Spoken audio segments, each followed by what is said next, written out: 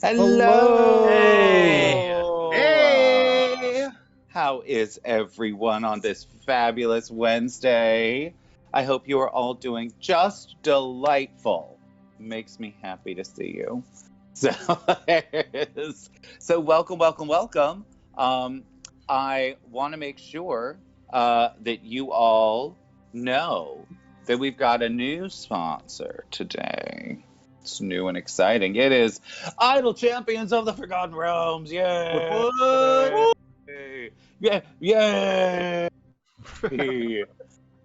So we are actually, if you type in idle, if you type in I've lost all my punctuation. Exclamation mark There you go. Idle code. idle.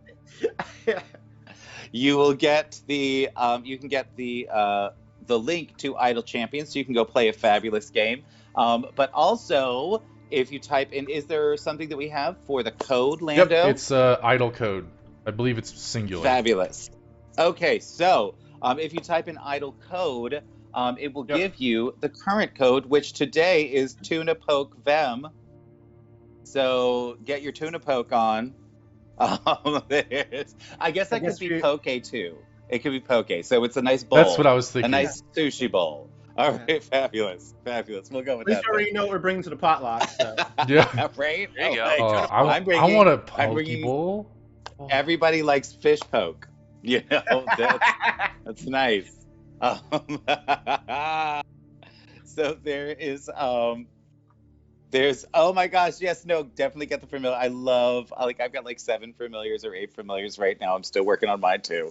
But you can click that and it will get you an Electrum chest in game, which will give you all kinds of fun prizes for Idle Champions. So go pop that in there. This code will be good for a full week, so you can always check it out on our VOD. If you didn't make it. So hey, people watching the VOD, check out the code. It's right over there in the chat. Get it. We also have a whole bunch of other fabulous sponsors today. I'll tell you about a couple of them. And then in the middle of the stream, I'll tell you about a couple more. And then at the end, I'll tell you about a couple more. So we also have Incarnate, who is a delightful sponsor. We do a lot of our maps with Incarnate, including our world map and our country maps. And they are just a fabulous spot. They're super easy to use. They're adding new content all the time for their map making stuff. So definitely go check them out. And at the end of November, we are actually going to be giving away a full year's premium membership to Incarnate, which is worth a bunch of money. So that's lovely. It'll give you access to all of their premium content, all of their beta testing material, all of the really cool stuff that they've got over there. So we'll let you know more about that when that contest gets started. And Hero Forge, if you like minis, if you see behind a lot of our characters, they've got fabulous Hero Forge minis behind them. They are awesome. We have an affiliate code with them. So if you want to order minis or anything like that, I'm really sorry that I am boring you, Mike. You better be. It's terrible. How dare you? But if you like minis, they are a great place. Please use if you're going to grab anything from Hero Forge, use our affiliate link, because then you get the things that you want and you get to support a fabulous stream full of fabulous LGBTQ, Alphabet Mafia folks, and neurodivergent folks. So, yay! Yay for people who are not, mainstream. Yeah. Let's not use the N-word. Typical. Please. Whoa. Normie. Lando. Wow. Hey, I'm a mess. Yeah, no, I'm a goddamn mess. We're all a mess. That's the point. This is a whole. We are a stream. I feel like that's our new tagline. We're a stream of messy bitches who love the drama. Strange is sexy. Right. Mm-hmm. That's my new tagline. I do identify as a messy bitch. You are a messy bitch. Yeah. Yep. That tracks. You don't even know the half. You know what? We're gonna see today as your diplomatic barbarian tries to make it through We'll see a diplomatic situation. let's see how much of your brain ends up on the floor as you try to hold in all that anger. This will be super fun. I swear, Godu was gonna have an aneurysm by the end of this. That's the rest of my bit, Snowflake. That's my contribution to the swear jar. We should absolutely. I'm totally gonna implement that. The swear jar. Oh no! Have to throw bits when you use. Oh my god. That's amazing. I would be so poor so fast. Oh my god. But yes, welcome everyone. And for those of you who didn't see last week, let's do a little bit of a recap, shall we? La la. First of all, hey, Crow, why don't you tell me what you got last week? Oh, yeah. Well, after we decided to delve and go and talk to the one in charge with the entire floating city, we actually ended up finding out that it's a puppet in charge, a puppet king, and the person who's actually in charge of just about all the goings-ons are the gnomes. Who would have thunk it? And so we ended up having parley, going into their subterranean metropolis, and also discovering that the massive air elemental that's keeping the city afloat was failing. We then devised a plan, expertly if I might add, and delved into the heart of the air elemental, which I, Crothon, managed to procure his first planar touchstone, the heart of the sky. Yeah! What exactly that means for me, I'm not entirely sure, but I'm thoroughly excited. I'm now bonded with air elemental. Woo! Isn't that right, Kalata? Who, by the way, is my adorable lightning drake. That's right. And a quick question, did I send you the link to the Heart of the Sky so you have that as an item? I have it. Fabulous. Okay, good. Just wanted to make sure. So, yes, we dove into the center of an air elemental after finding out that inbreeding isn't great, and that's all that the royal line here had been doing for a while. Not ideal. But also, and thanks to our fabulous friend here, Snowflake, we also discovered gnomes, because Snowflake did an environmental effect that introduced gnomes into the world. He introduced a race. Yeah. He does that every once in a while. Yeah, occasionally we'll just be like, I'd like to change the universe. Thank you. Thank you and good night. The trainer deity. Look at him just, playing God. I'm absolutely gonna have to create like a demi-plane for Snowflake. Like, it's gonna be Nice. It's a giant snowflake-shaped plane. Yeah. Snowflake is actually just Mephistopheles. Oh my god, yes. Yes, and there will be a Grinch. Yeah. It'll be Whoville and the Grinch. It'll be absolutely fantastic. It's like it's an hour before Christmas all the time, and the Grinch is constantly stealing it. That would be a crappy plane to exist. You're like, Christmas is coming in an hour, but it never comes. He's that plane's version of, what's his name? Strahd.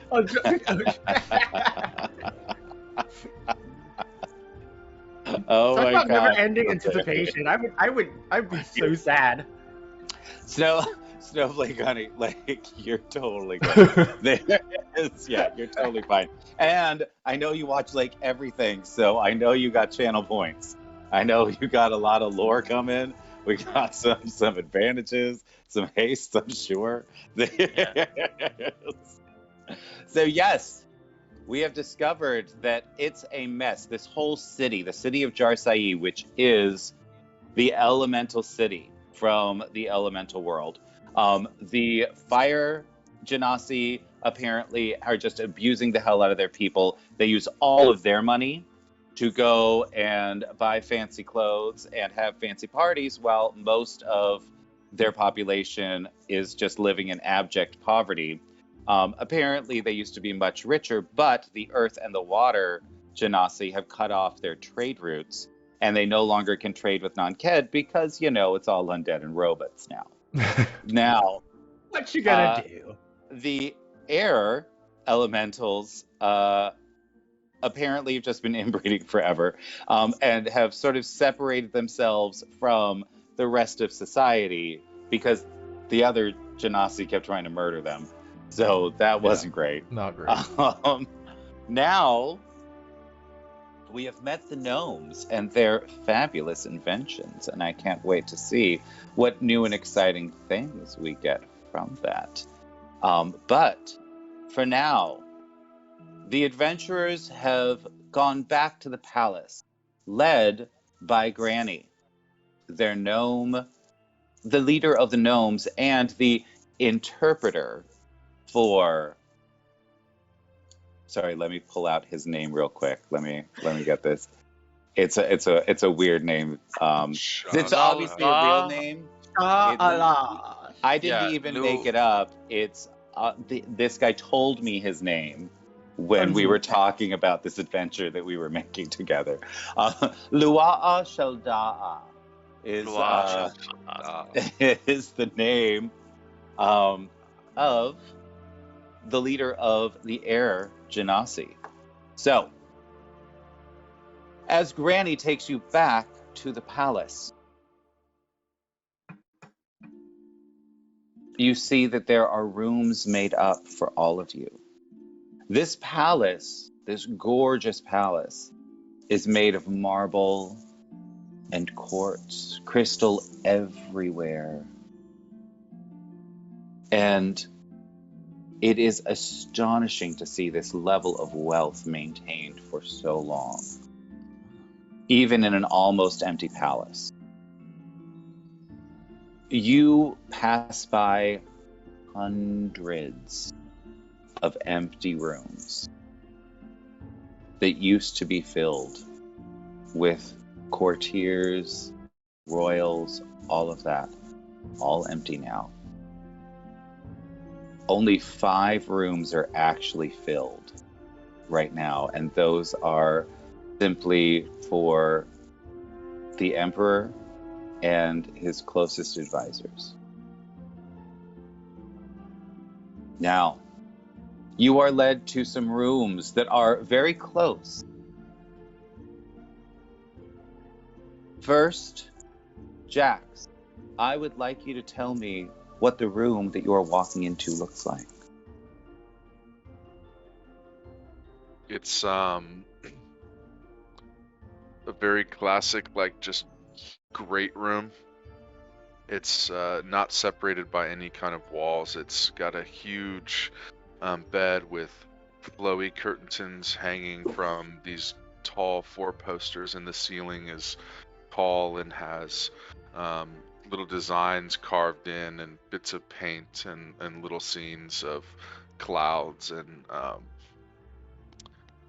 just the sky kind of painted, and it looks like you can almost picture you're outside as you're lying down on your bed, and some very ornate carved pieces of dressers and a desk and an end table with many chairs around near a fireplace to sit and sip tea and talk smack about the day's events or politics, and carpets kind of scatter throughout. There's not any one piece of single flowing carpet, but it's scattered many pieces, kind of loose to look kind of just like disrupted and flowing, of many colors and designs that somehow don't clash with each other but seem to work. Very nice. Very nice. This is your room. This is where you'll be staying. Gorf, why don't you tell me what you see? So Gorf walks in, and there are, lining the walls, weapons of every sort. when Gorf tries to lift them up, they are most definitely nailed down. They wanted to show off, but they did not want them to be taken. So they're all attached to the walls. There's some assorted furniture, but it's not super fancy. Probably the most prominent thing is... Tell me where are these weapons from? They're from all over. There's a sword that seems to be missing a hilt, except when Gorf looks closer, or not missing a hilt, missing a blade. And when Gorf looks closer, the blade seems to be made entirely of air. And he puts his ear up to it, and he hears the sound of the wind and a hurricane that is taking the place of the blade. That's probably the most... You do not get that weapon. You do. No, it's nailed down. It's nailed down. Yeah, no, it's... Gorf definitely tries to take it, to pick it up, and swing around a few times, but it will not move. As Gorf attempts to pick it up, I would like Gorf to do the first roll of the day, sir. Oh. Please give me a dexterity save. Dexterity save. Is it from effect that I can see? It is. It's okay. From something right in front of you. Well, I don't know if it was coming from somewhere else. You never know. That's 19. I think the door opens up under you. As you grab the hilt of this sword on the wall, you suddenly are lifted off your feet as the wind from the sword just starts blowing you away from it. You manage to hold on to the hilt of the sword, but you are now a horizontal bear flapping in the wind. Jade, how do you turn off this crazy thing? Are you going to hold on? No, Gorf's gonna let go and just fall around his face. Yeah, okay, so you tumble all the way to the other end of the room. Yeah. Yes, what else do you see? You see on the desk, there is a pile of sausages and a pot of tea. Of course. Of course there are. Assorted sausages. There is in fact sausages and tea in all of the rooms for you as you enter. Gorf assumes that his pile of sausages is the biggest, though. Naturally. Yeah. Okay, so we've now established he's a goddamn narcissist. It's all right. Okay. Yes, go on. There also is a bro pull-up bar, in one of the door frames. Perfect. Getting swole at all hours. It's like just for you. The most Chadly thing I can think of. Oh my gosh.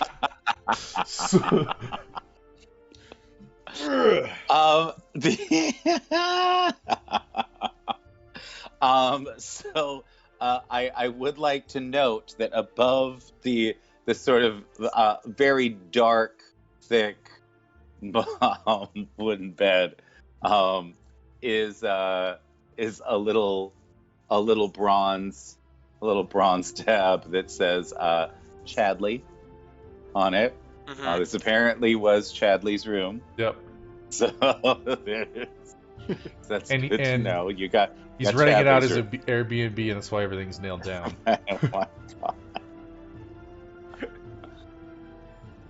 And then the rest of the furniture is pretty simple, but it's sturdy. I would just like to say that the fact that you just did an Airbnb joke in the middle of the air elemental.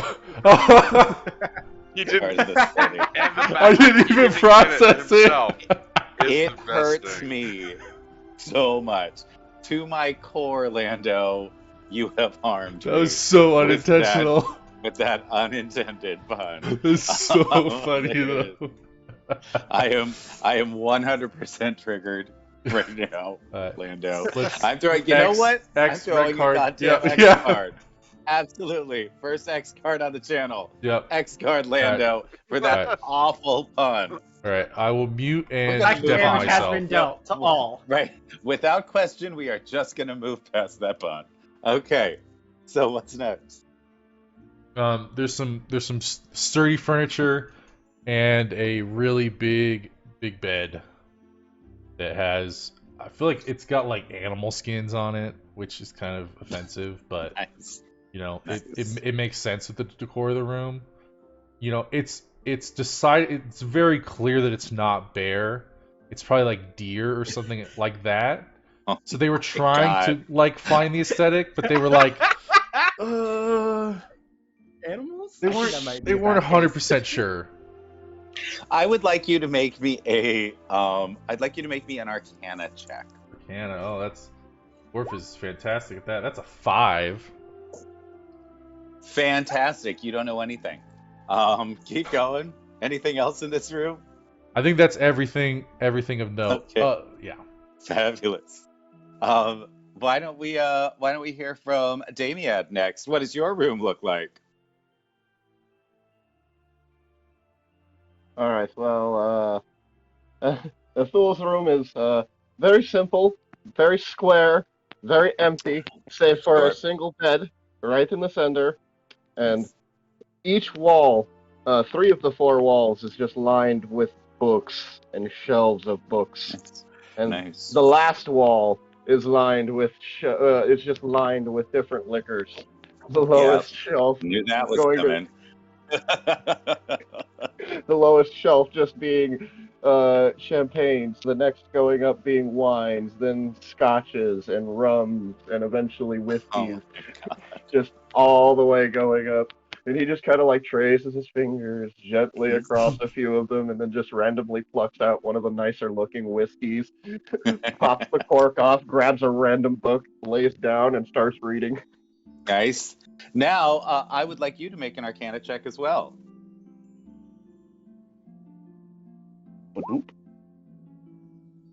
That's an 11.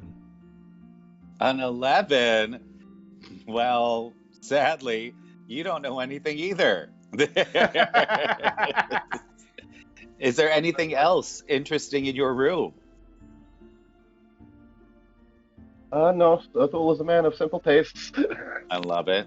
I love it. All right, Tyreek, why don't you tell me all about what Crow's room looks like?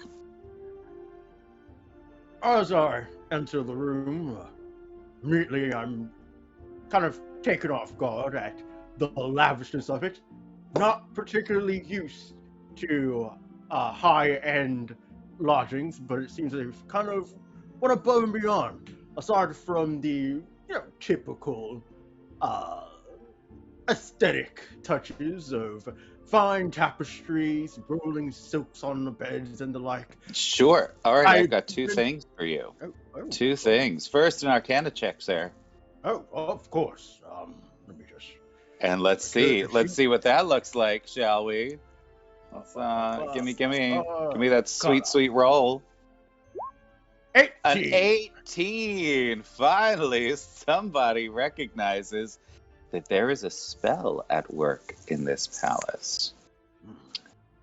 You feel a gentle sort of tingling in your mind as you realize that the rooms have been reading you. When this room has been assigned to a guest, there is a spell called Diplomatic Perfection that has been That's hilarious. cast on it permanently. So that whatever it is that you desire this room to look like when you first walk in, it establishes those things immediately and permanently until another guest is assigned the room. As Crow kind of takes notice of this, it all begins to make sense, especially as when he examines the tapestries themselves. He takes note of the design that's kind of hidden, intermingled within it. A combination of slightly macabre imagery, skulls and the like, undeath assisting what looks to be very primitive depictions of orcs going about their daily business. And as he turns attention to a counter alongside one of the walls, he notices two things. One, a set of alchemical tools and supplies that would be used in the production of totally legal, above brow items of medicinal value. So first, I'm going to let you know, Poison. both you and Athul, anything that is worth less than 1 gold piece will be recreated perfectly. Other things that cost more than 1 gold piece are more illusory. So, like, if you attempt to use this alchemical set, things that are very common and easily procured, yes, they have appeared. Things that are more difficult to get to, they have not been procured. So just be aware of that. And in your room, it's very interesting, but you see 5 what look like very large dog beds in your room, and sort of flashing in and out of existence in 2 of them are a poison drake and a lightning drake. I kind of quickly take stock of the teeth on my necklace and it's like, oh, yep, nope, they're both here. So, okay. Yes. And thank you for the follow, Ethereal Beast. You get a little wink from Corton. You sure do. Wink. And hi, Phoenix. I hope you're having a glorious day, and I can't wait to see what you do tomorrow. I think it's going to be fabulous. I also think... Oh, sorry, go ahead. Next, you also... give me an investigation check. Oh, of course, absolutely. Let me just go here and then there and then remember how to spell investigation. 15. Thank you. With a 15, you just make this check. You start sort of pulling, like there's chests of drawers and things like that, and you start pulling everything out, seeing sort of what's in there. You see some decent looking clothes, all that kind of stuff, which, by the way, all of you have been supplied with in your rooms in some way, shape, or form, so that you will always have clothes to wear to formal functions. There have been, but you also find in one of the drawers a map. And it's a very interesting map. It is not, you recognize the landscape. This is non-Ked. But it's a very remote part of non-Ked, and there is a spot that is marked with a skull and crossbones. I immediately go to cross-reference the image on the map with information in the tome that I took. Certainly.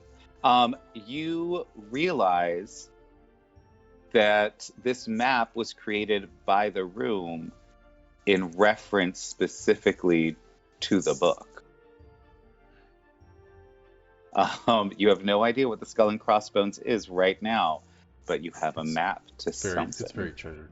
I roll that up and add that to my bag. That's never leaving my side. Them's the rules. And thank you for the follow. I'm Anishan. You get a wink from Corton. You sure do. All right. There's now. Mike, why don't you tell me about your room? As I walk in, you see a load of gilded and colorful decorations and adornments lining the walls. Almost a stark difference compared to the pearl kind of theme of the rest of the palace. And lining the wall are different instruments like fifes and panpipes and stuff like that. And Felix just thinks to himself, it's like, wind instruments.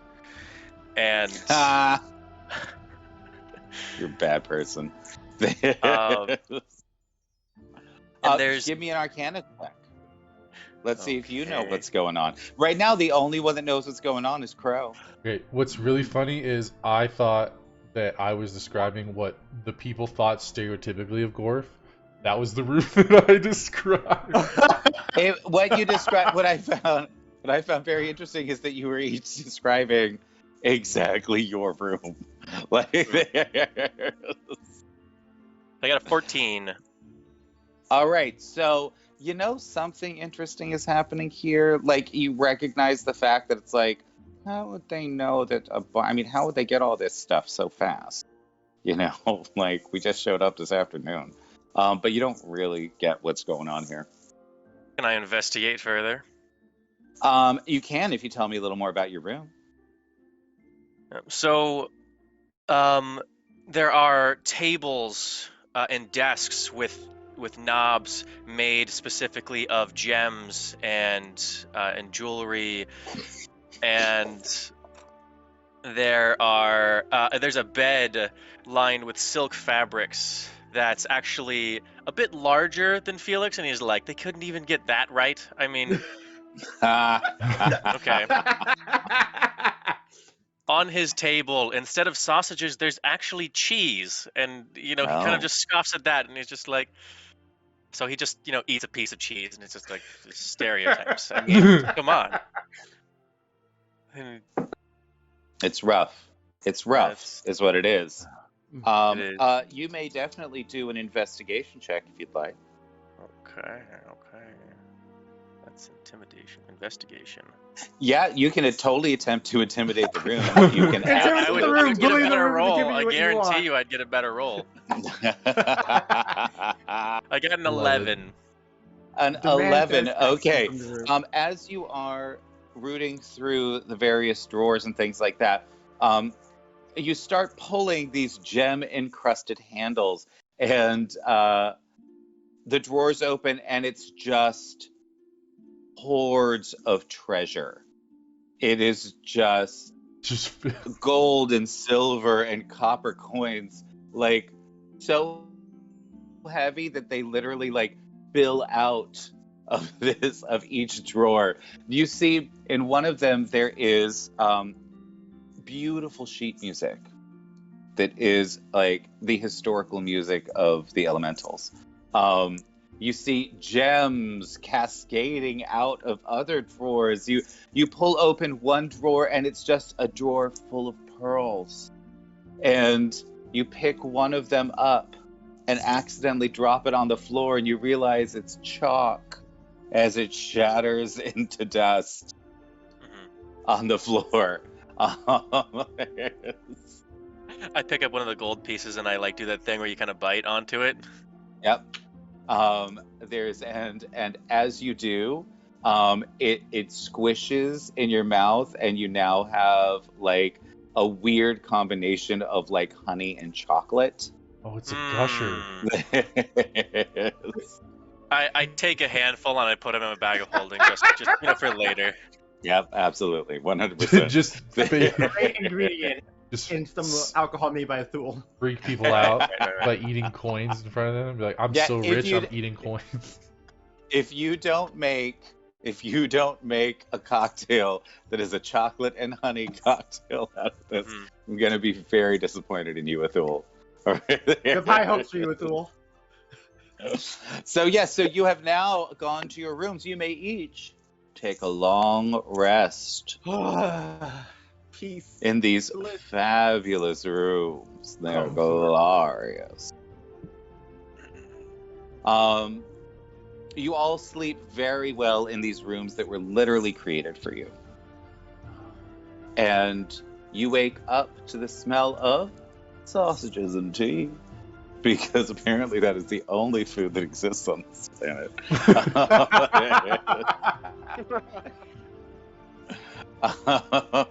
It is Granny that comes to see each of you, and she informs each of you that at your leisure, you may join them in the throne room to have a discussion about certain issues that have popped up.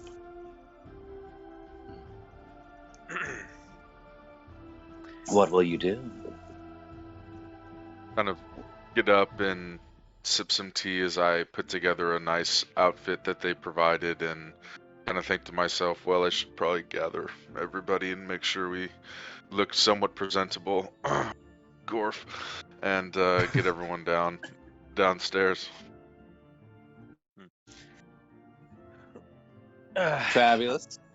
Anybody else? Felix Anything is interesting? actually Felix is going to wander around the palace as much as he can before going into the meeting.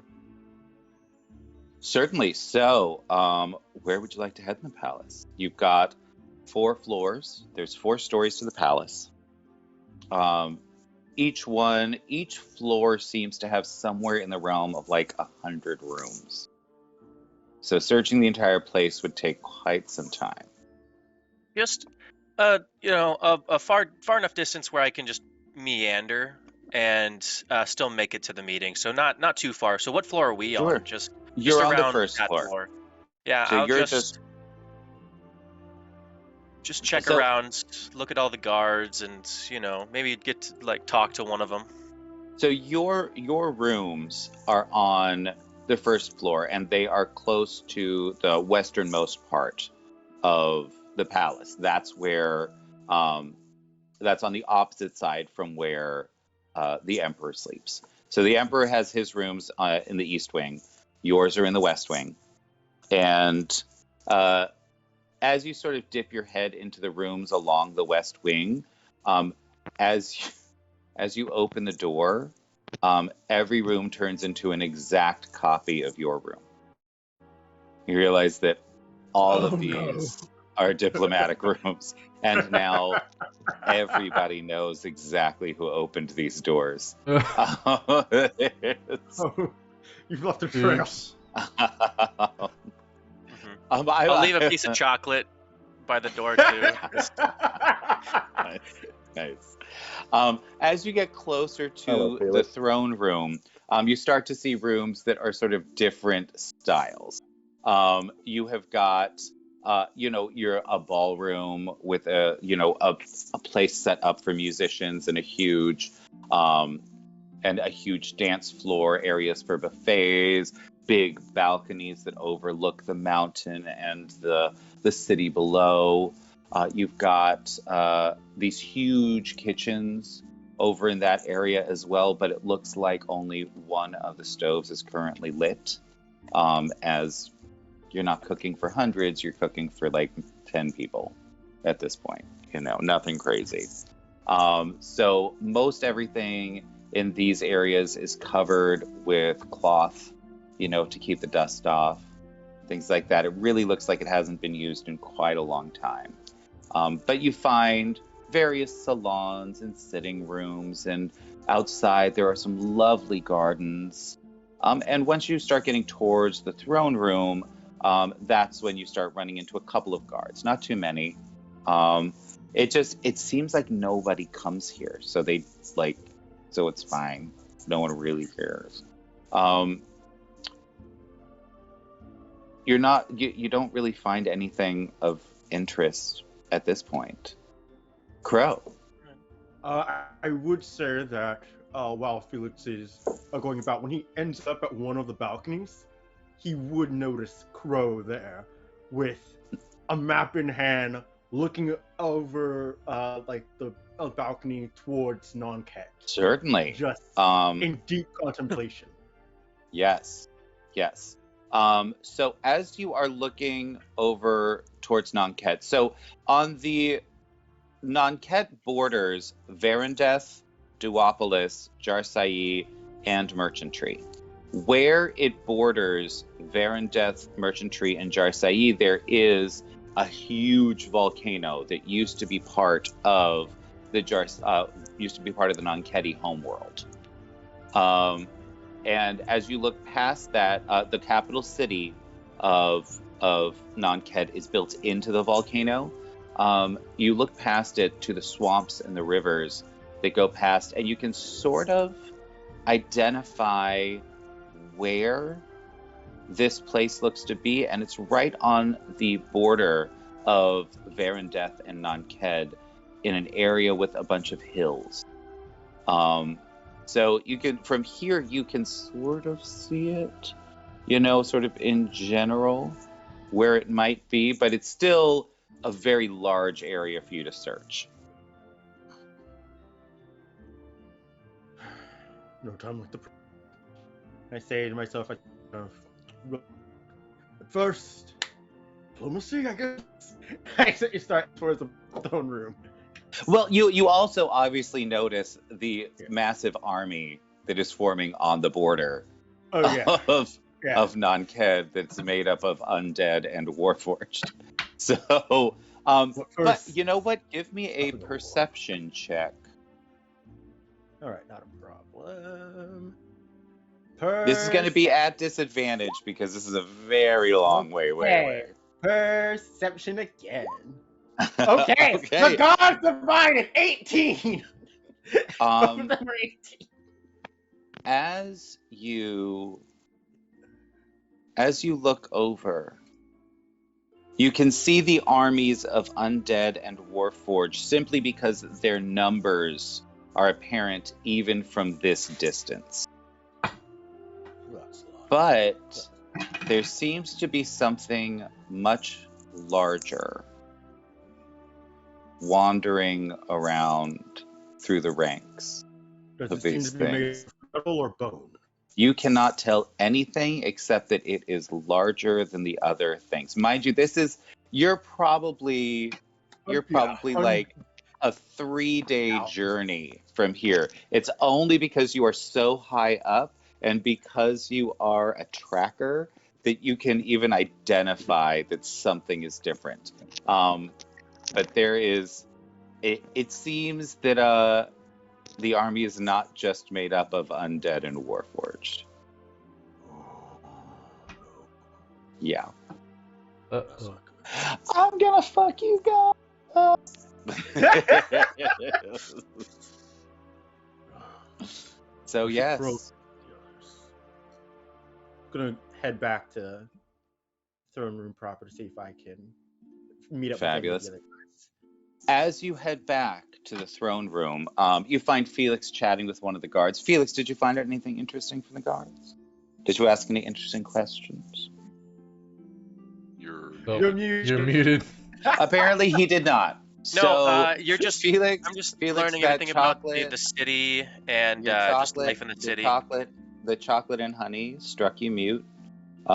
You will not be able to speak for a full day. For the rest of the game. Cool. No, what were you? I'll just mime. Perfect. Yes. I absolutely want, we're going to do a session where everyone just mimes at some point. It's going to be great. It's a birdie. No, it's a goddamn dragon. There's, yes. What were you discussing with the guard? Just normal things. Just things that stuff to do in town. We're on a floating. I'm sorry. We are on a floating island on top of a giant air elemental in the middle of a city of 4 elements that hate each other. What exactly is normal? I'd like to know. I'm talking about the guard's normal life, but I mean, if you want to go ahead and describe everything that he's saying, then that'd be fun too. I'm saying, utilizing the term normal in this situation is probably a little different. Yes, his phantasmal life is in his fantasy world on this floating island. Yes, it's very fantasy. So yes, so he recommends a couple of different drinking establishments to you. Apparently, one of the things he says is he names a place called the Rusty Bucket. And it is he says it's not a place that good decent folk go to. And then he sort of gives you a look and points to one of the other guards that is unshaven and pretty obviously at about 10 o'clock in the morning, pretty hammered. So that's sort of That's that place. Gotcha. Okay, thank you. And I continue to I meet up with Crowthon and the rest of everybody else. Fabulous. So as you enter the throne room, you watch as Granny sort of wheels the Emperor out onto one of his balconies and gives him a bowl of gruel to eat, so that she can have a nice discussion with you out of earshot of him. She looks down at all of you and she just says, so, I think we've got some problems going on here in the city. I don't know if you've noticed, but there's a big army just over there. And it just points to the Nonketi border. Big, very big. Speaking of big army, among the undead and constructs,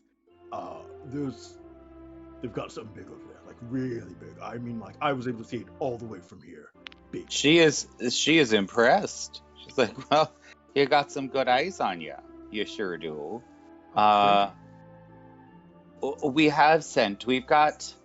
We've got to deal with several of the Aarakocra from Baland to be used as scouts. And we are getting some very interesting reports about what's going on over there. Those guys that you see over there, it looks like the Lich Queen knows how to create some pretty powerful gates, some pretty powerful teleportation spells. Because those are the giants that come from across the ocean. Well, when you say giant, you just mean like really big, right? You're not like giants, not like real fee-fi-fo-fum. So I know we haven't seen any on our continent for quite some time, but they're over there. They're over there on the next big and over. Yeah, no actual giants. Do we have anything that would be able to combat a giant? I mean, everybody can combat a giant, just not super effectively, you know. There are things that we can do against giants, yes, but we thought that it was going to be undead. We thought that it was going to be, some robots. But now apparently there's giants thrown in the mix too, and if she can summon the giants, who knows what else she can summon. Oh, boy, this is... Is anyone else lightheaded? I'm a little lightheaded. I'm gonna take I feel like you're getting a little too excited, friend. I've never fought a giant before. There's that one time. At band camp? Oh yeah. You mean the Titan? That actually absolutely would work for Felix, wouldn't it? Listen, don't get me started at band camp, okay? Don't. Good times. All I have to say. Stories will go on, man. The stories will live on. But the entire city here is in the throes of almost a civil war. The whole thing.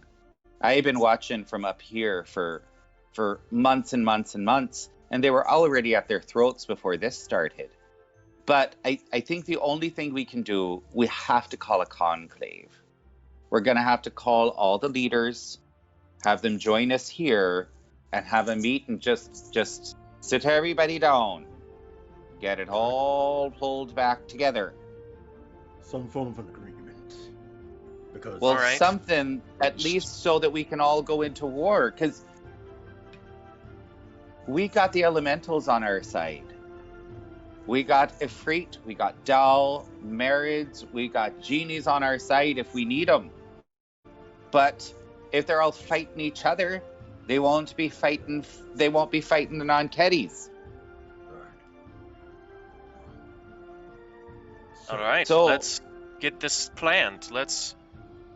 What do we need to do to make this conclave happen?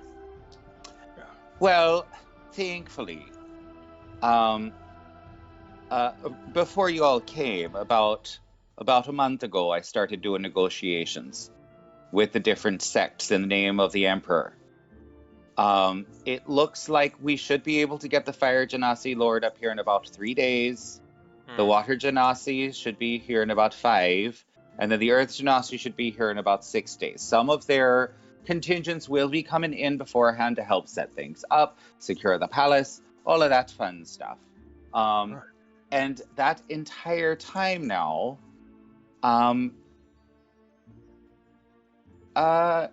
we're gonna have to convince them that the Emperor still, is not an idiot. I wasn't gonna say it. Well, What if we had someone disguise themselves as the Emperor? We have magic.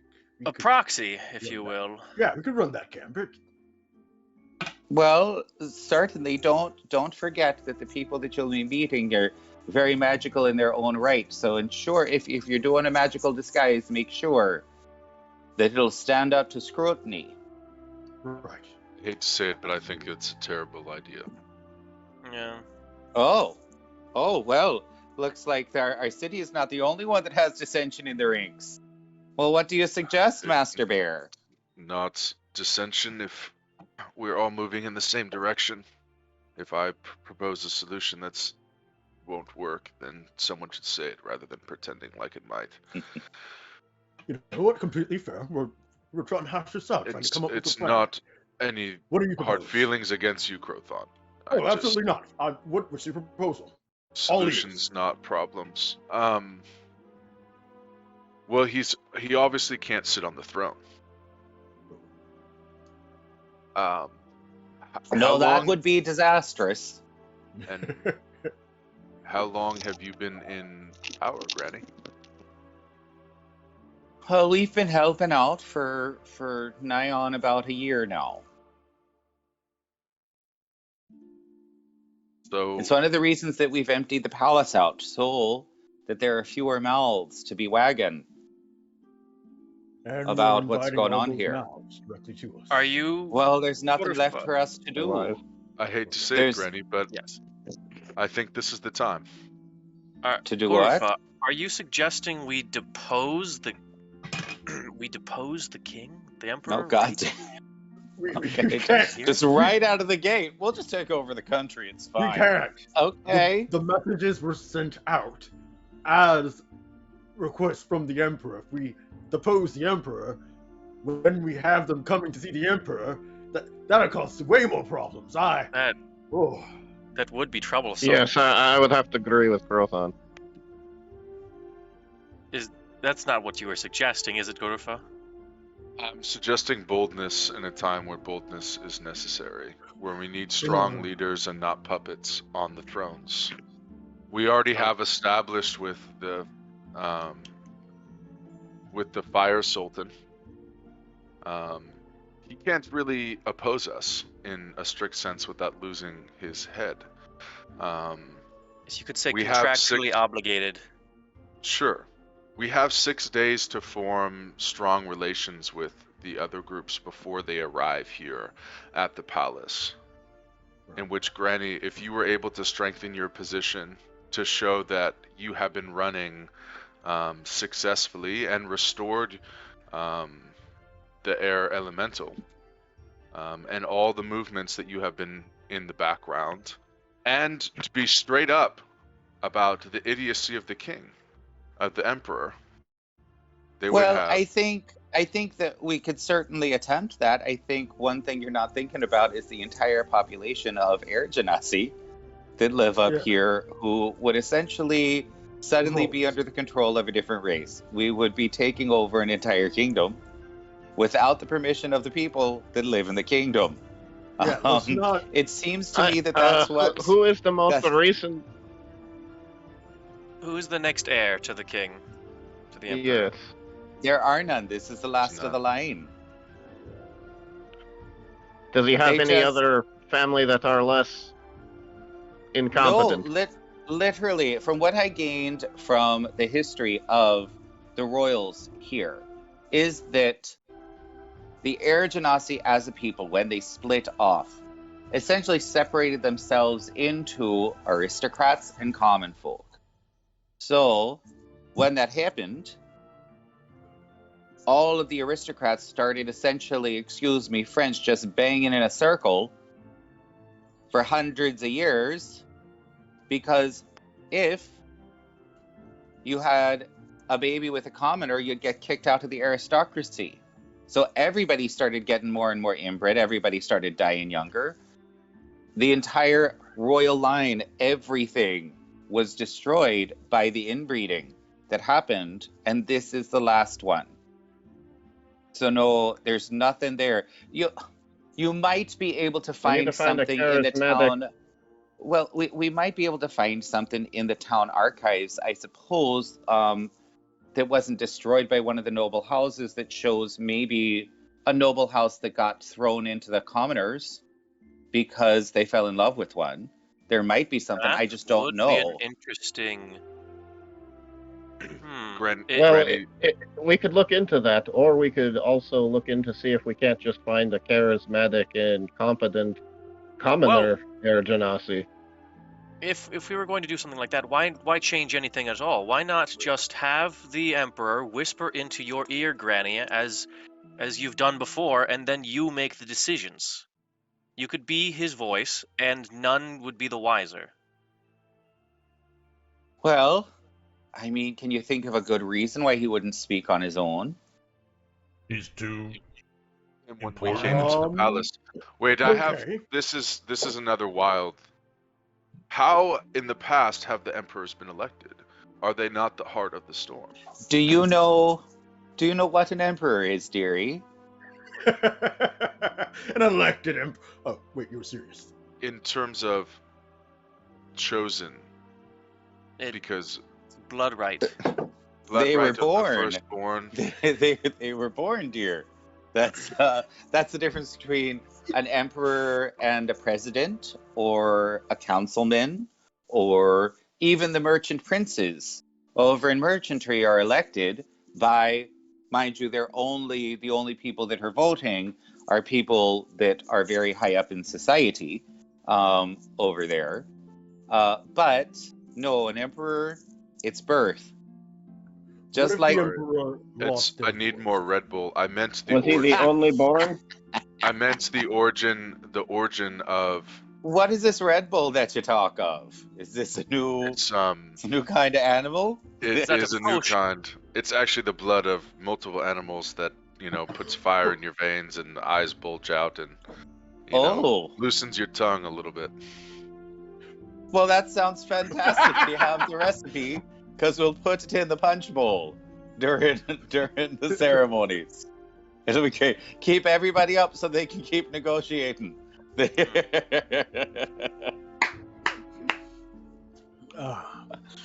Either- And it's canon now. It is now. Yep. I'm going to make a recipe for Red Bull, which is going to include, like a little. Oh, we've got fizz bands now. Red Bull is a very rare drink in Mhm. this world because it includes the blood of a red dragon.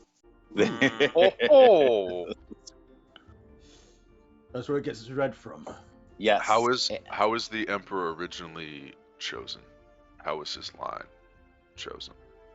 Especially relating to They the were air the elemental. children. They were the children of the Grand Vizier, the genie that started this section of country. He was one of the most powerful genies on the plane of air. Could we Just get a like genie to one pick of a the most new powerful emperor? of Freeties. Well, I suppose so. I mean, maybe we can get that done in 3 days, so that we can then, mind you, there is a time limit on all these Yeah, things. we have- So if you We have think 6 days. We're burning. if you we're think burning. that you can get this done in that time, then certainly, yes.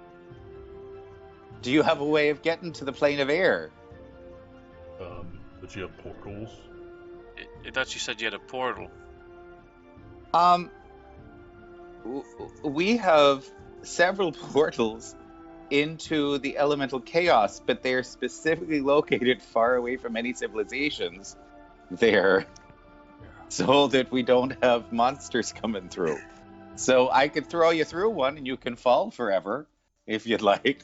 But Talada can't fly. All right, let's lay out our here, shall we? We're using a lot of time. We either can replace the Emperor by genie, that would take a while, or going and finding records of a lost branch of the royal line. Yes, true. We could find a way for That the assumes Emperor there to is face one. sitting. That assumes there is one. Thank you, Gorf. Or we could find a way for a reason why the Emperor would not be speaking for themselves and let Granny speak for the Emperor. Do we pretend he's sick? Or or just make something? him sick? Would we have to pretend? I mean, have you seen him? Yeah, I can make him lose his voice.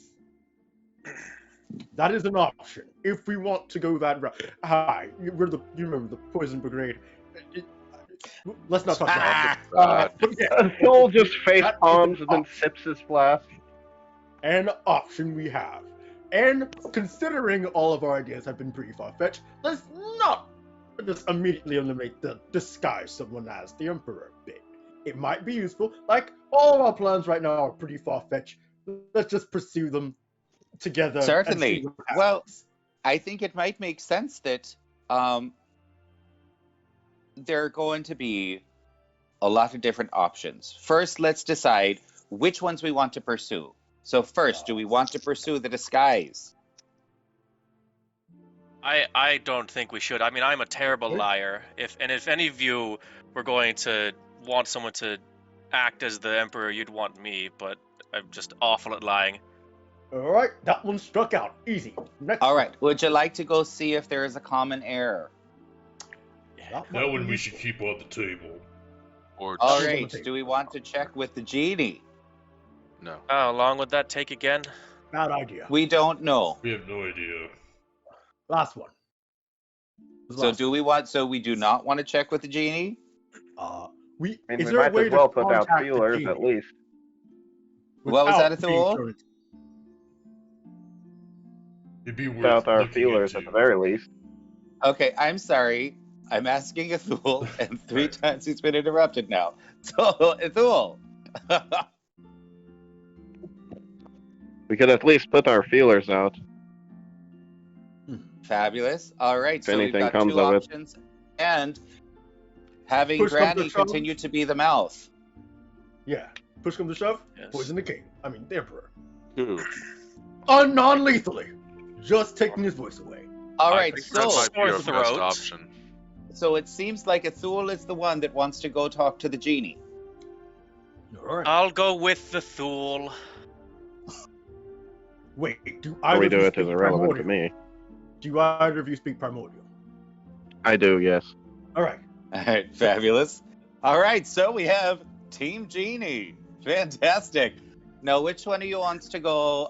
I would say then that why don't the Bear Brothers go down into town and search the archives for an heir? Is that amenable to the two of you? Why not? Sure. Fantastic. I'll And start with that level means you can work with me here, young man, and we can see just what we can think about to try to Alright. figure out a third one. That way we've got a lot of our options covered. See, So this is why you're in charge. she looks sort of around the room and she's like, okay, all right, well, I guess it's time to get started. She is going to give you directions, Ballant Brothers, to Ballant the Bros. archives. Thank you for being an ally. There is, and thank you for the follow, Roger the Weirdo, and B Krebs, Thank or you. BK Rebs, 1969. There's, yes, we she looks around at all of you and she says, to my mouse and my squid friend. We'll have to have a little chat with the Emperor to see if perhaps we can get him to simply summon the genie, as it were. That'd be fantastic. First, I'd like to know from chat. I'd like to know something. I would like to know, what exactly would you like to see first? Let's see. Let's see what this looks like. I'm going to put a little poll out there, is what I'm going to do. A new poll. Do we want to start with, let's see, where do we want, I know how to spell, to start? Do we want to start with Team Genie, Team Common Cause, or Team Fabulous Conversationalist? This, which I can't finish. It's too many letters. So it's Team Fabulous Conversatio. There you go. So, It sounds like a new spell. It absolutely is. It 100% is. So yes, go. Use your channel points to make your voice heard. And it's going to be, oh my god, that's it. Yes, no, I could definitely sing some stuff from Aladdin, but I'm not going to right now. So yes, as we discover what this is, everyone prepare to split the party. Oh, we've never done that. Oh no! Oh no! What's the Family Guy guy? He's Yeah. like, oh no! Oh no! Oh no! Oh no! You have to sing. You have to sing "Never Had a Friend Like Me," according to Air Genasi. Oh, I do. Oh, damn. Yeah. Okay, Team Genie. It is you first. So, everyone else, figure out how you'd like to proceed while we go over and chat with the Emperor. So, as we head over, you see Granny slip over to the genie and slip over to the Emperor and start talking. You hear her asking over and over again to summon the genie. The Emperor doesn't seem to understand what she's asking. What do you guys want to do? Perfect.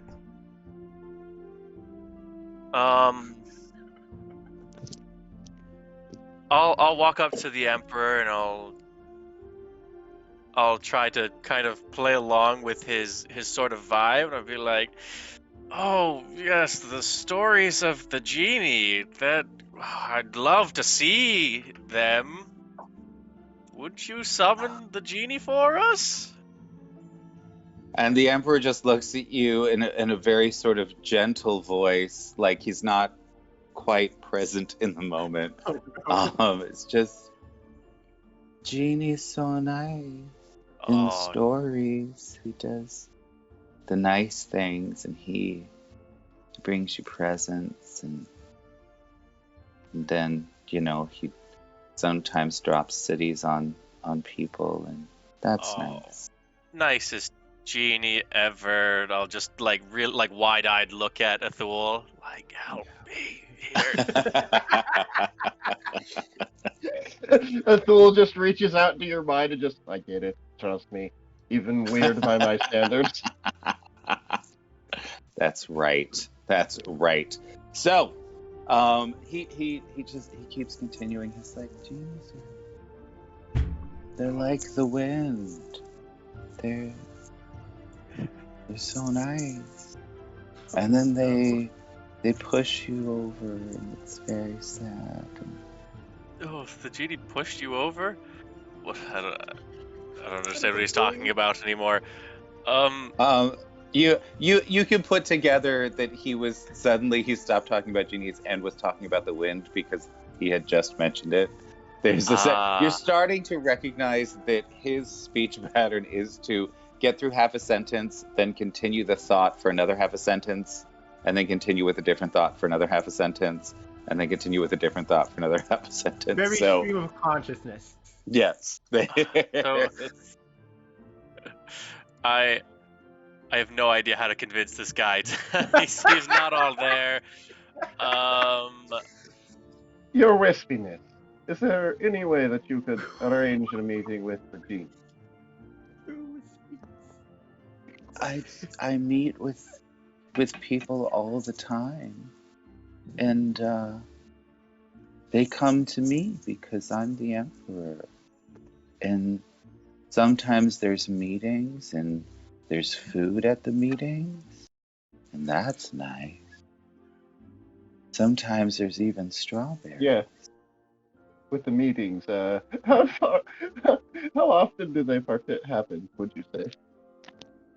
Oh, it's been a long time since we've had a meeting. Oh, you should definitely, let's get that over with. Let's get another meeting on the schedule right now. It seems like when you say meeting, something sort of like triggers in his brain, but you give me an insight check. Love insight. Dirty 20. Oh, right. Thule, you are having a really hard time following this. Even if you try to sort of read his mind a little bit, it's a mess. Like, Yeah. you just, it's literally like you're trying to take a sip of wine, and every time you're about to take a sip of that wine, some random asshole just smacks the glass out of your hand. And there's a new glass of wine, and then it gets smacked out of your hand. Like, that's what his mind is like to you. Love it. Absolutely love it. Felix, what you realize is that the thing that he was getting excited about was not the meeting, it was the strawberries. Oh. Okay. I'm going to try one more thing. Library. And I pull out the DOS lute, and I just start kind of playing a melody, because Felix has heard somewhere that music can be used to help people be a little bit more cognizant. Mm-hmm. And it entertains babies. It does entertain babies. But music entertains all, okay?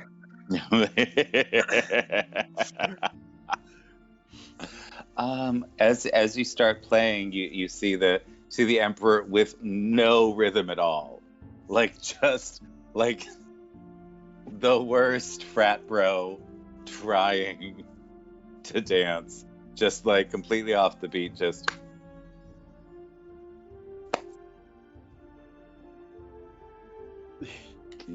Oh no! This poor man. Oh, don't hurt yourself. Yeah, he's having a grand old time. Let me tell you. Telepathically send a message to Felix. It's like, just keep him distracted. I'm gonna try something that I may regret. Yep, I'll distract him with the music.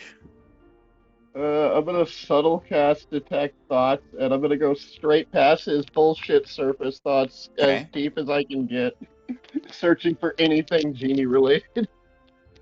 Okay, all right. So, it is still a mess in there, dude. Like, he is not all here. There is something just functionally wrong with this guy, right? Like, it's not like he had a trauma or anything. It's just the wiring is off. This is a very difficult experience for you. Well, first off, I need you to make me a wisdom save.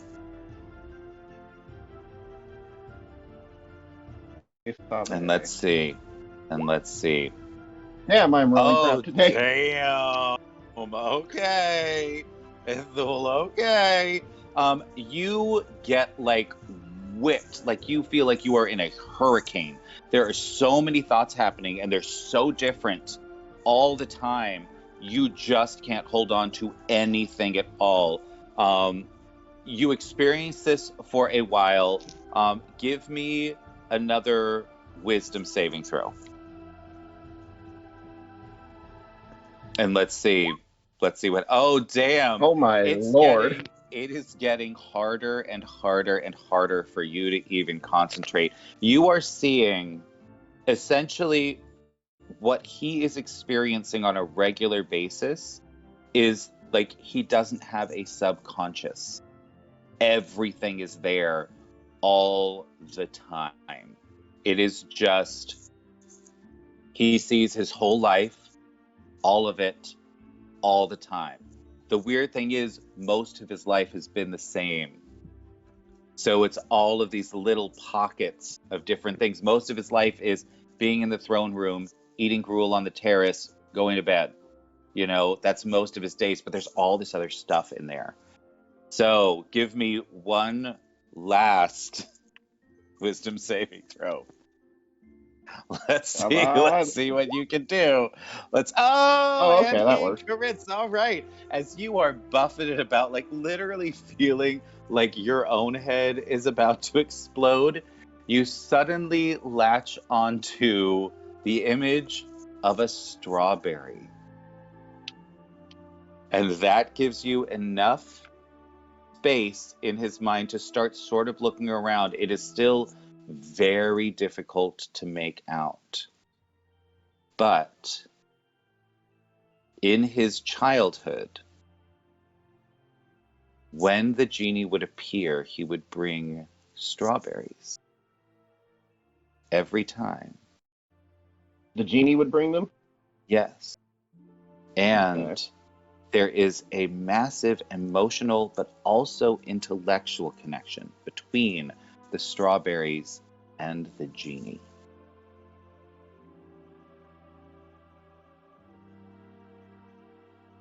Huh.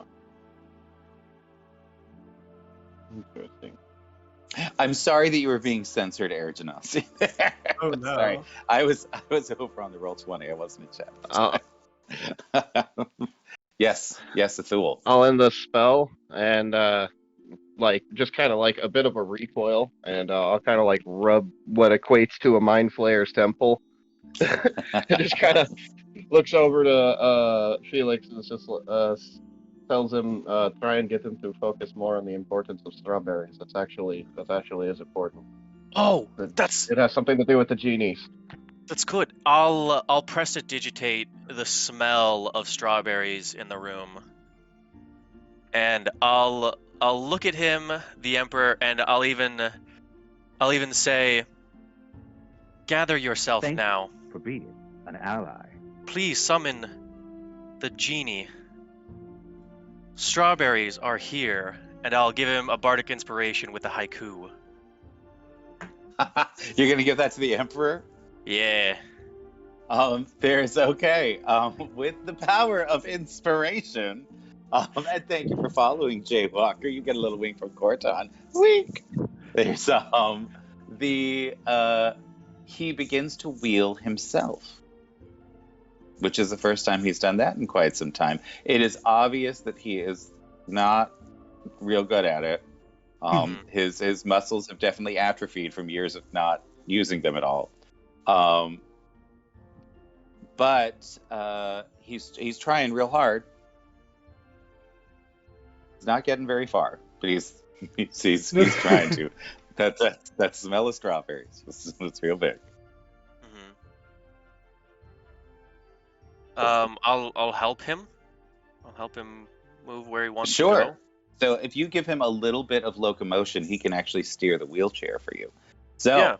there is so he goes towards the kitchen. And as you keep pushing, he's beelining it for that kitchen that's full of dust and empty shelves and only one working stove. And when you get in there, he just starts sort of whining and looking around, like he can't quite remember where he is.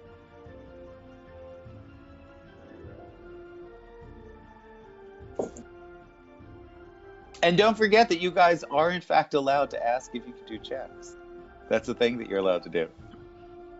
Yeah, You are can I empowered. incite him while he's? Can I You incite have- him while he's doing that? Excite him. Incite him. Always Incite Okay. him. Yeah, All I was like excite, like he's already excited about the strawberries, honey. Like, what else you got in mind? There's so yes, you may absolutely do an insight check on him. You recognize that he's simply, it seems like he's seeing more than one kitchen. It seems like, but you can't tell more than that with a 15. Just that he's looking around like he's looking in the same place, but it's in different spots in the kitchen. I'll do the same then. I'll see if I can Do an insight? Yes, Sure. please. All right, 22. give me a 22. So Ithul, have you talked to him about? Oh well, thank you, Arajanasi. Who do you want to give some help to, Arajanasi? You let me know in the chat. There's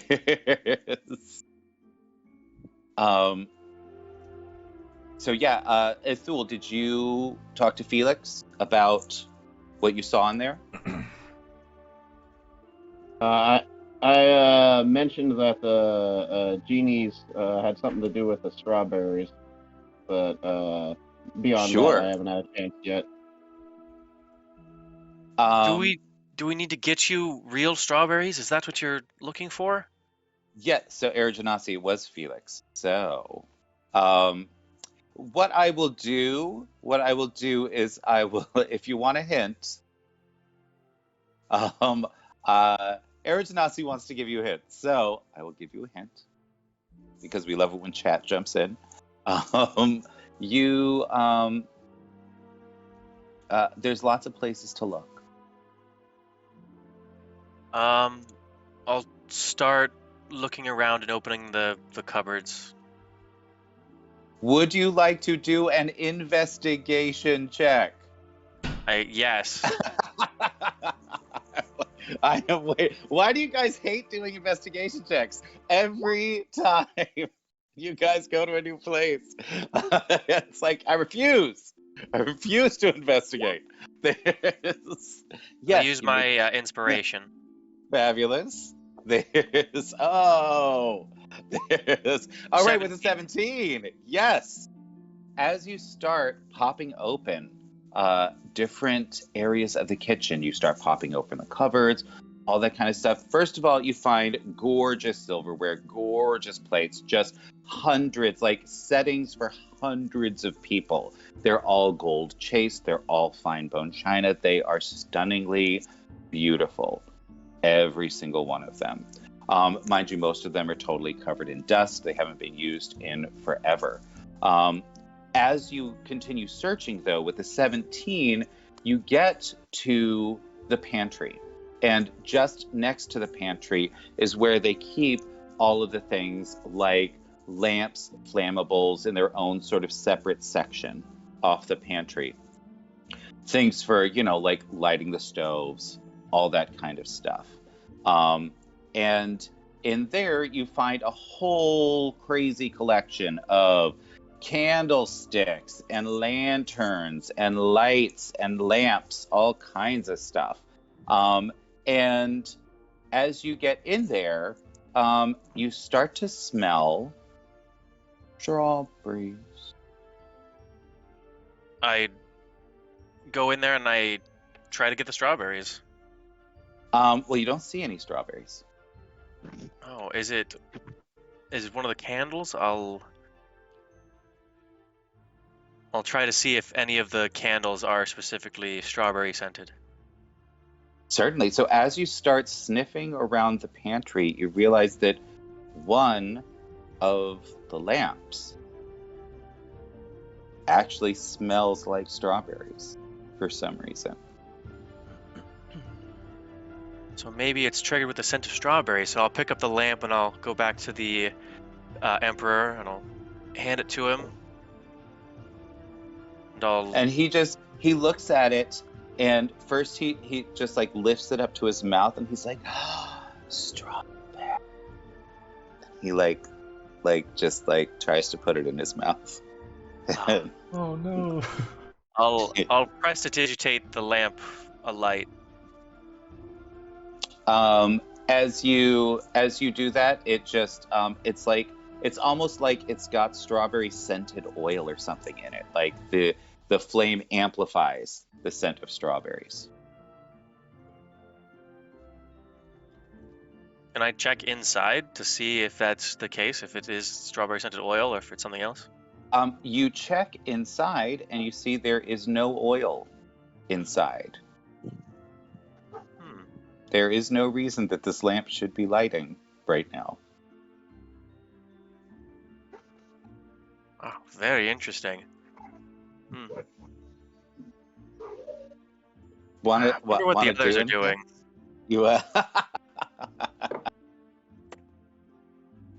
I'll investigate the dang. There we go. So, as you look at the lamp, you see that around the lid of the lamp, there seems to be a sentence. Do you speak Primordial? Or do you read Primordial? I'll hand it to Athul. I can't read any of this. Can you please?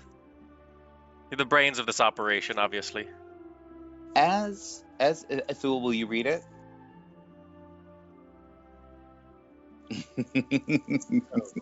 Oh, he's muted. He wants no part of this now. Like, He's absolutely done. He's done with everybody. Sorry, I had a dog in the background making noise. But yeah, he'll grab the lantern and peer down into it. So as you look down at this lamp, you start reading around the top, and as you read the sentence, it just continues, and it's a different sentence as you read through it. It is an entire contract that is etched into this one thing, and as you get done reading one part of it, the next part becomes the next bit of the sentence. And essentially, it is a promise that when called by the rightful ruler, the genie sultan will always appear. You must simply rub the magic lamp. That's right, Eratanasi. It's a genie in the lamp. Oh my god. Pulling from some classic literature. Let's go. What's it say? Aladdin. So we had to do it. It's a contract. It apparently links it to whoever the rightful heir is. And apparently using this, they can always call the genie. All right. Here, let's try this. And I just kind of put it in, the Emperor's lap, and I just kind of put his hand on it and just have him rub it a little bit. As you do that, you hear a rumbling in the throne room and a booming voice shouting throughout the castle, "I have come. What is your will?" We rush back over there. Who else is in the throne room right now? Who has been chatting with Granny? I would have been with the Granny because I'm staying with her to try and figure out Fabulous. what exactly Plan 3 is. Gorf and Goru, had you already left for the archives? We hadn't left. We were trying to talk to someone about possibly finding palace archives that are more private. Oh, sure. Okay, fabulous. His Granny would have been the one to talk to about that too. So yes, you are all in the throne room. Yeah. Everybody who is in the throne room, give me a Constitution saving throw. Oh boy, I am so good at this. All right, Gorf, you're good. Oh, Crow, Yep, you are I'm not so good. good at this. And Goru. So Goru and Crow, both of you. And Feel. Well, you're Wait, not. no, You're we're in the not. kitchen. Yeah, Okay, you're in the kitchen right now, so you don't have to worry about this. Crow and Goru, your ears start bleeding because the sound of this genie's voice is so loud. It's literally thunder. Ugh. I have resistance against thunder. Ooh. In your face, Kyle. But you do not have resistance against sonic damage, sir. It's lightning too, and it's tiny fists punching you in the eardrum too. It's bludgeoning damage. It's a bunch of invisible red dragons. That's what it is. That's right. Surprise red dragon bit in your ear. It's just red dragon in your ear. Yep. Is that why it's red? Yeah, that's why. That's right. You drank the Red Bull, and now red dragons are coming out of your ears. You killed everyone. Everyone's dead now. With your Red Bull. So, Genie. As the genie appears, your ears start bleeding. It looks around at everyone in the throne room Thank you for being and an says, ally. "My apologies. I sometimes forget how delicate mortals are." Me, Crow, with his eardrums ruptured, just doesn't know how loud he's being and unintentionally casts thaumaturgy as he speaks. Oh, it's perfectly fine, no worries. All's well. The genie looks at you a little strangely and then snaps his fingers, and you lose all magical ability. He's like, yeah, none of that shit.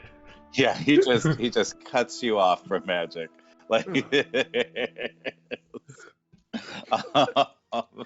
he's like strange. There's Felix and Athul. Are you going to bring the Emperor back into the throne room? Or are you guys hiding in the kitchen? All right, we fabulous. rushed over when we heard the. So the genie looks down, instantly recognizes the blood of the Emperor, and then looks around at all of you and says, "What have you done to him?" Well, he kind of. Well, not he didn't do this to himself. His family did it to him, really. Well, See, I have not seen his family in 200 years. Why have you summoned me? Well, right now his family tree is sort of a straight line, and this is the outcome. That is the funniest way I've ever heard to describe it. The genie. Oh my god! The genie doesn't really understand what you're saying because genies do not reproduce sexually. So for a genie like that, all family trees are straight. To a genie, that's like they're all palm trees. Yes. All genies' family trees are just palm trees. You know? So we sit the genie down and we talk to him about genetics, and after that's done, so he's asking you a lot of questions about agriculture, and so if you have too many cows that are all the children of the same thing, and they all make children with each other, then you have bad cows. Yeah, that's the same thing. You know, a little weaker. Yes. So this is going to take some time. This educating several hours later. And he's like super interested too. He's like a really good listener. I think it would be Mendelevian genetics, because you would not be able to discuss actual molecular DNA and things like that. You would not have access to that information. We're going through the whole thing with him, you know, just. Okay, good. He's super and interested. to keep his wispiness from getting too. Yeah, he's like he's never heard of anything. No one's ever bothered to have this the conversation about the birds and the bees. You know, with this very powerful genie sultan. Listen, I'm a lore bard. You learn something new every day, genie. Don't put yourself down about it or anything. Speaking of which, we've been talking for like 5 hours. What's your name? Oh, wait, we have? I didn't even realize. Yeah, it's been a while. Implies when you're having fun. It's The definitely fool's been a just while. been sending telepathic words randomly into the Emperor's brain just to keep him distracted, just like random words like cat, chicken, pottery. Oh my Thank God we have that taken care of. It's like a little You- picture book. You are. Oh, ah. You're bad people. Okay. Yes. There's so Yes, your name. Sorry, we didn't even introduce each other. We just got right into the genetics of the topic of the situation. yes, my name is Sultan of the Grail. Oh, can we shorten it to of the Grail or just Sultan or? He snaps his fingers, and you no longer have the ability to speak. Sultan of the Grail. That is incredibly insulting to him. What- He looks around at everyone else and he says, What my mousy companion meant to say was, Sultan of the Grail it is. Okay, Yes. my bad. Yes, it is. It's a great Now- name. Yes, it is. Annie. Now, why was I initially summoned? It was not to be lectured on the fluid exchanges of lesser beings, was it? Not entirely. And I will have our diplomat explain further. Here you go, Guru. Felix is just playing music now in the corner, all sad. The genie snaps his fingers, and suddenly all that sheet music that you had found in your room is memorized. You now know how to at least all the songs of the air of the air elementals and the air genies. You now have all of that in there, so you may play. I pull out a flute then, and I start playing the air elemental songs. Do you have any other instruments on you? I actually do keep a flute, also. A flute, keep- a lute. Yeah, flute, lute, drum, and the lute. Yeah, that's it. So just the flute, the Flute, and the lute, drum. Okay, Yeah. fabulous. He snaps his finger again, and while you are playing the flute, your lute comes off of you and starts playing itself, and the drums start playing themselves as well. So you've got a whole band going now in the corner. I'm definitely trying to make sure my animated instruments don't upstage me. He's like, I love that that's your first thought. It's really Just like- he's like, Can't be outdone by own instrument. oh my Right? god. So the question is still hanging in the air. Why was I summoned? Was it to have the sex talk, or was it for something else? Sultan of the Grail, we are greatly concerned about the Emperor and his line. He is the last of his blood, and as from your previous conversation with my mouse friend, and probably by observing him, you can tell that he is not anywhere close to fit to rule or to even have a conversation. And we are imploring in this dire need of this nation of Air Genasi to find some leadership to rule this nation through a tumultuous time, a time of war and conflict. Yes, but I empowered my children to rule themselves.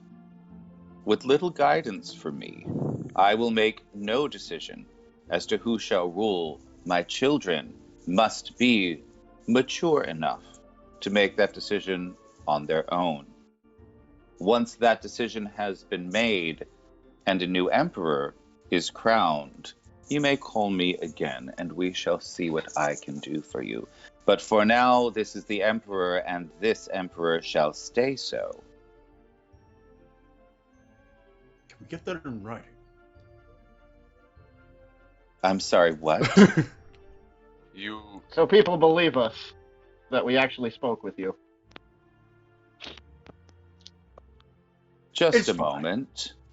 And he snaps his fingers, And above the entire city, the huge form of the genie Oh no! He's like, appears and says, "The Emperor is unfit to rule.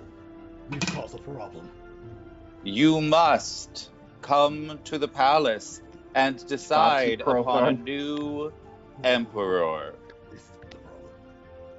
I mean, that'll work. It's not great, but it'll work. Crow just looks over the guard room. And is my he's not quite done yet. Not quite done. When the new emperor is chosen, you shall have the power of the genies at your disposal. And with that, he snaps his fingers again, appears in the throne room. It is now written on the souls of every heir genasi in the city. Thank you. Thank you. That's quite effective. All right. As you are talking, you start hearing the sound of like thunder in the distance. It's bad. Granny gives you the most withering stare that she can muster, which is pretty intense. I'm actually gonna need you all to give me a wisdom saving throw. This eye roll from Granny is gonna do psychic so damage. intense. Oh yeah, I can handle this. I can. All right, From the Gorf. others? Absolutely Gorf, not. you're okay. Ithul, you're okay. Anybody that got less than a 15. Well, Dang. You are immediately going to go into a straight up shame spiral about what you just did. just me. I'm so sorry. The genie has apparently stopped paying attention to you, Felix, so you can now speak again. I just kick the Got dirt. to I don't be even kidding say me. anything. All right, you guys have about 10 minutes before essentially the entire city shows up at the gate. What would you like to do? Well, Granny, you've got this, right? No. We might want to get the Just try Emperor not to hit someone. somewhere safe from. And the palace has guards. We should mobilize them to protect the palace. The palace has a total of 4 guards. Ooh, that's not many. That's not many at all. There's a reason that few. only like 5 bedrooms are actually occupied in the whole palace. It's like the Emperor, there's Granny, there's like a couple of attendants that are in one bedroom. There are like the barracks guards in another bedroom, and then there's like a guest room if anybody sleeps over. So Oh, Air Genasi just did. Oh damn! Yeah, What'd so she do? She did something environmental crazy, didn't she? Environmental effect. Yeah, we could use it. All right. For this environmental effect, you may choose from wine, women, or song.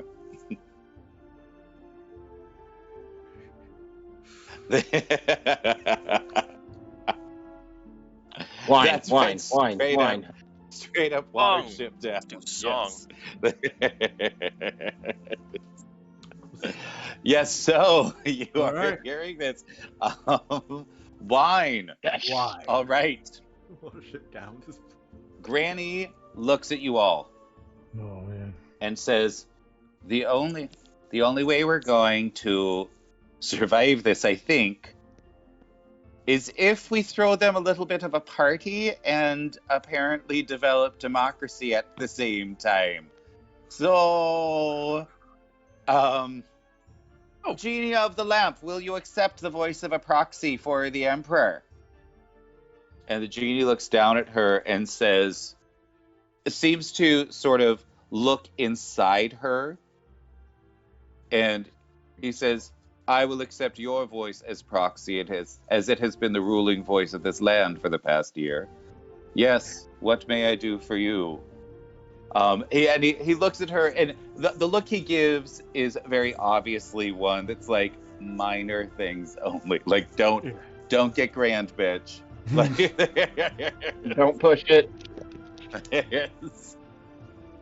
And she looks at him and she says, a lavish feast full of potent wine. He says, for my children, of course. And you see the entire throne room suddenly decked out in gorgeous tables with huge piles of food, casks of wine everywhere. There's tables and food and buffets in every room, on every balcony, ready to be consumed by the ravenous horde that is descending upon you in an attempt to take power for themselves. So, essentially, what you now have is, thank you, Air Genasi, for that. Air Genasi, you are. For that. You're It's Genasi very in the helpful. crowd. Godsend. You now do not have More 2 amicable minutes than to figure the this fire out. fellow.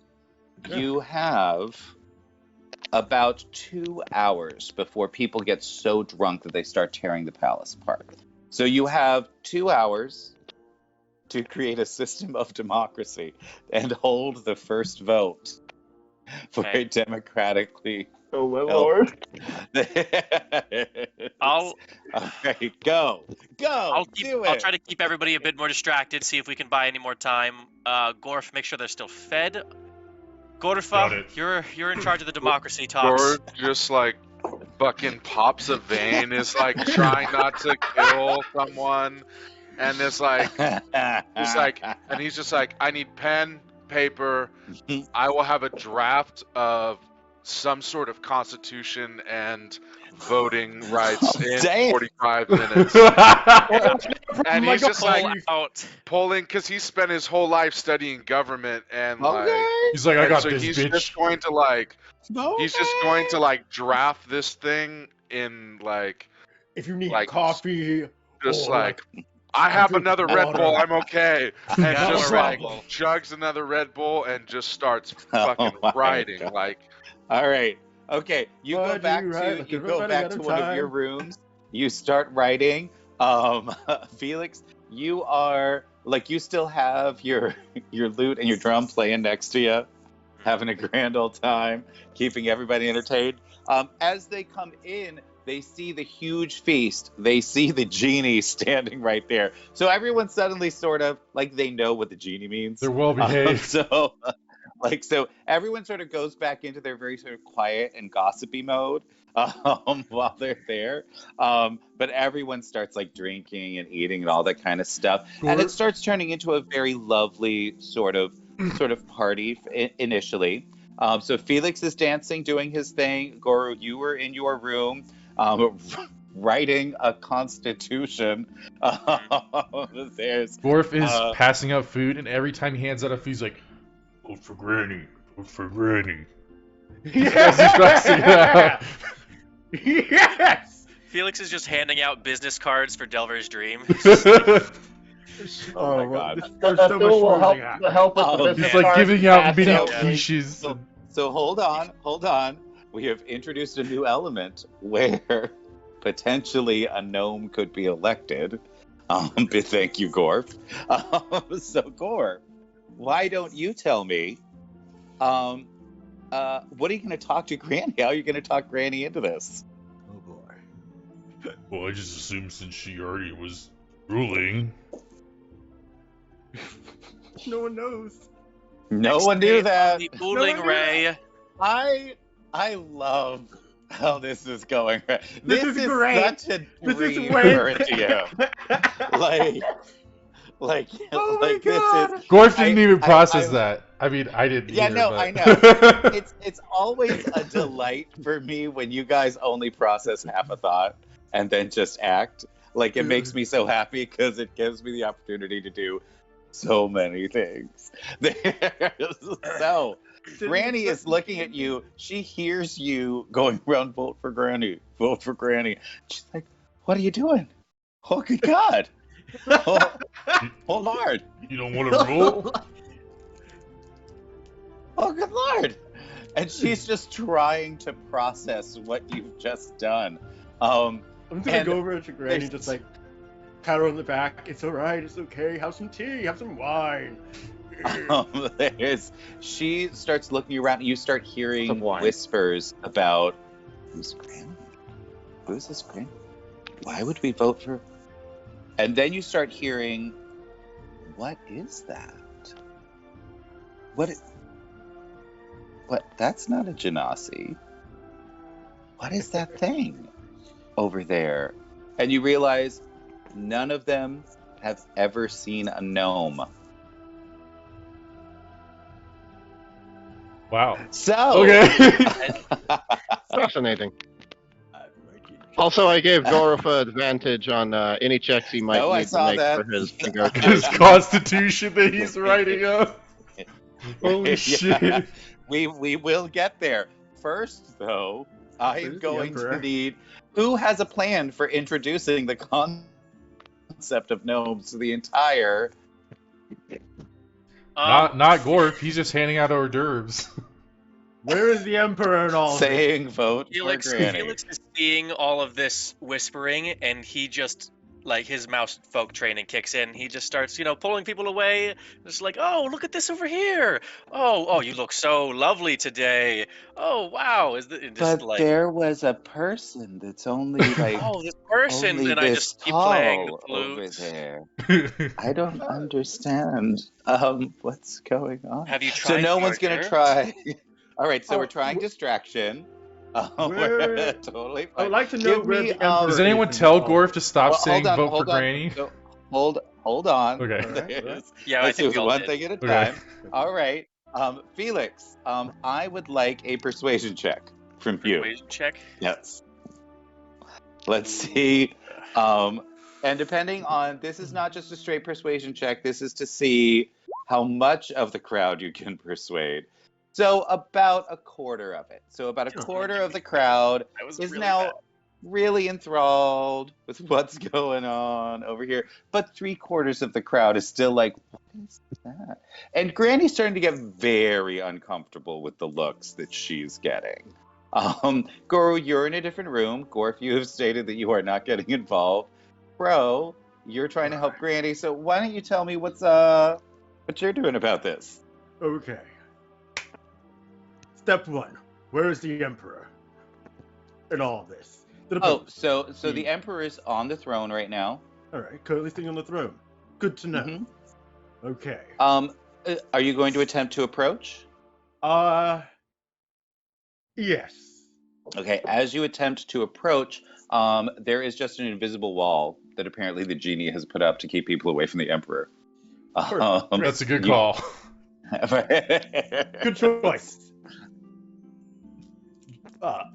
Sultan of the Grail, you are a very, very intelligent being indeed. Yes, that is Yes, true. I know. That is He me. didn't even finish saying. I have a question for you, Sultan, if you may. Yes. Are you were able to peer into the Emperor's mind in order to see that, Granny's been taking care of things for a bit, correct? I'm gonna need you to give me what would this be? You know what? Let's call it a strength check. I want to see how loud you just said that. Uh-oh.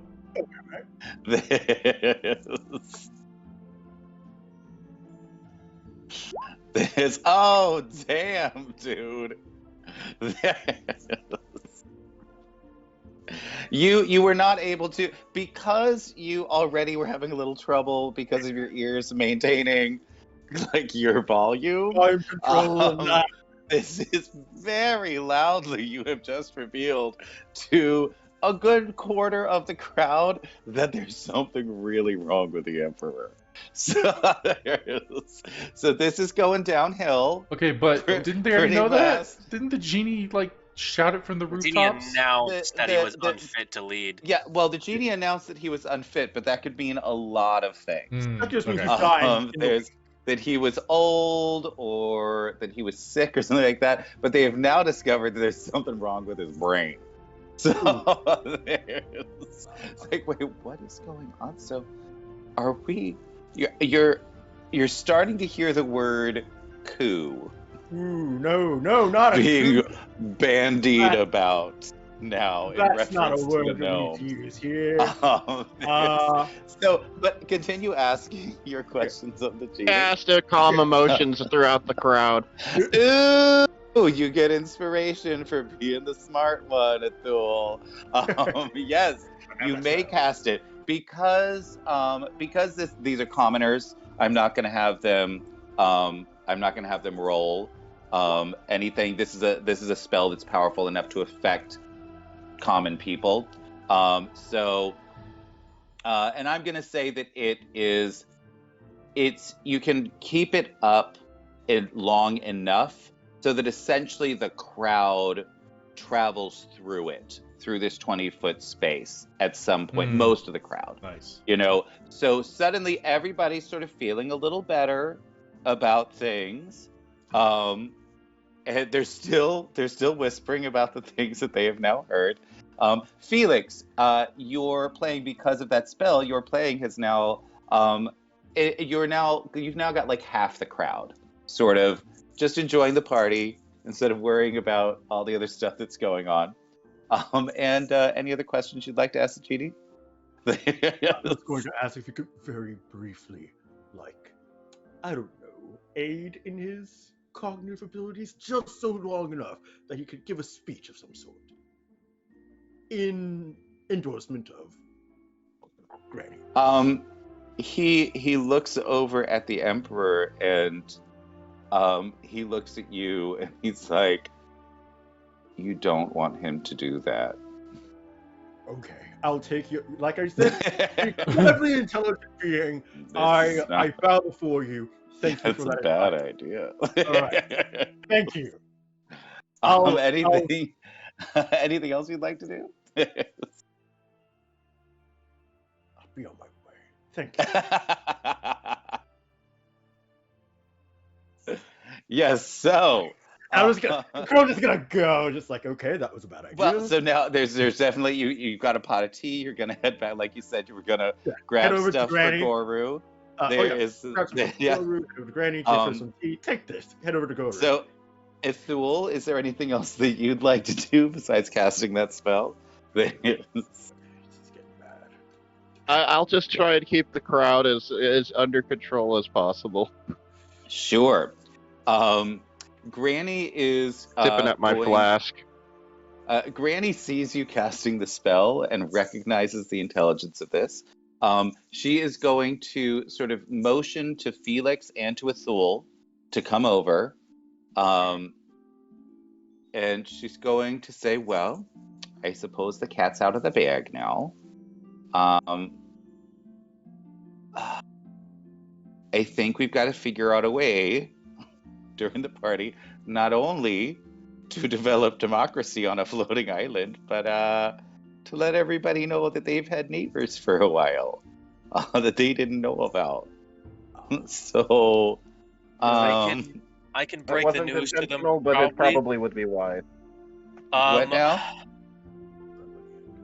It wasn't intentional, but it's probably wise. Yes, I could assist you in breaking the news to them. I'm pretty good with words when I want to be, but I don't know. Guru's been taking a while. Can you check on him, please? I think maybe he needs I say Before we get to Goru, I would like a speech from you to the crowd. As you stand before the crowd, good Sir Mouse, the genie snaps his fingers, and the song becomes a bit more of like a grand march as you feel yourself lifted into the air to address the crowd around you. Good Sir Mouse, I would like not a long speech. Give me 5 sentences on how to introduce. And based on those 5 sentences, we will determine exactly what bonuses or minuses you get to your persuasion roll. Oh, Friends, Jarsians, Genasi, lend me your ears. God, it's Shakespeare. Okay. I mean, it's a good. I mean, if you're gonna go with someone, Shakespeare's the I one mean, to go come on. with. All right. I'd as well. All right. Good old Billy. Okay. oh no. For some time now, you may have not known it, but you have had allies this entire time beneath your feet. They're here to help and here as brothers. As you see, a race. But in the middle of this, I Okay. would like you to give me an intelligence check. Okay, let's go ahead and do that. Can someone give me advantage? Erigenasi has given anybody advantage that needs it. So let's we can definitely do this with advantage. That would be useful. 17. Yes. With a 17, you remember that on the way up, the factories on the second level were silent. And you suddenly realize that the gnomes have been manufacturing everything that's being sold in the markets. They are already an integral part of the economy here. The Genasi just didn't know it. I'll add all of the details of what I've seen from them and their hard work that they did with the portals and how integral they are to even keeping, and what they've done to just keep this place afloat. And I'll end it with saying, Give me your final sentence, yes. now that you know this, take heed in knowing that everything that's happened here and everything that will happen, you will need to work together as one. And I'll end it with bow. Okay. So sort of like just a neutralish speech. You know, there is a call for unity. 100%. Is there a sort of emotional direction that you would like this crowd to go?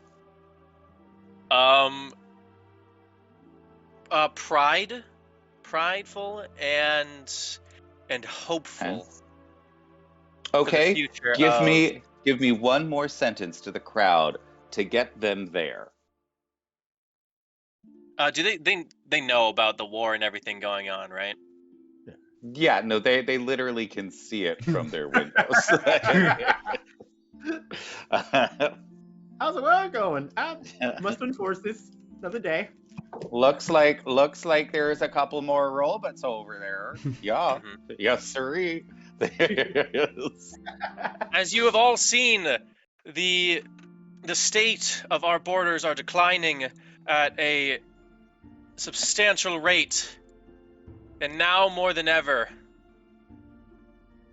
with help from allies such as the Delver's Dream Party and the gnomes that are already here helping you from day to day, we can succeed and we will achieve. For Genasi!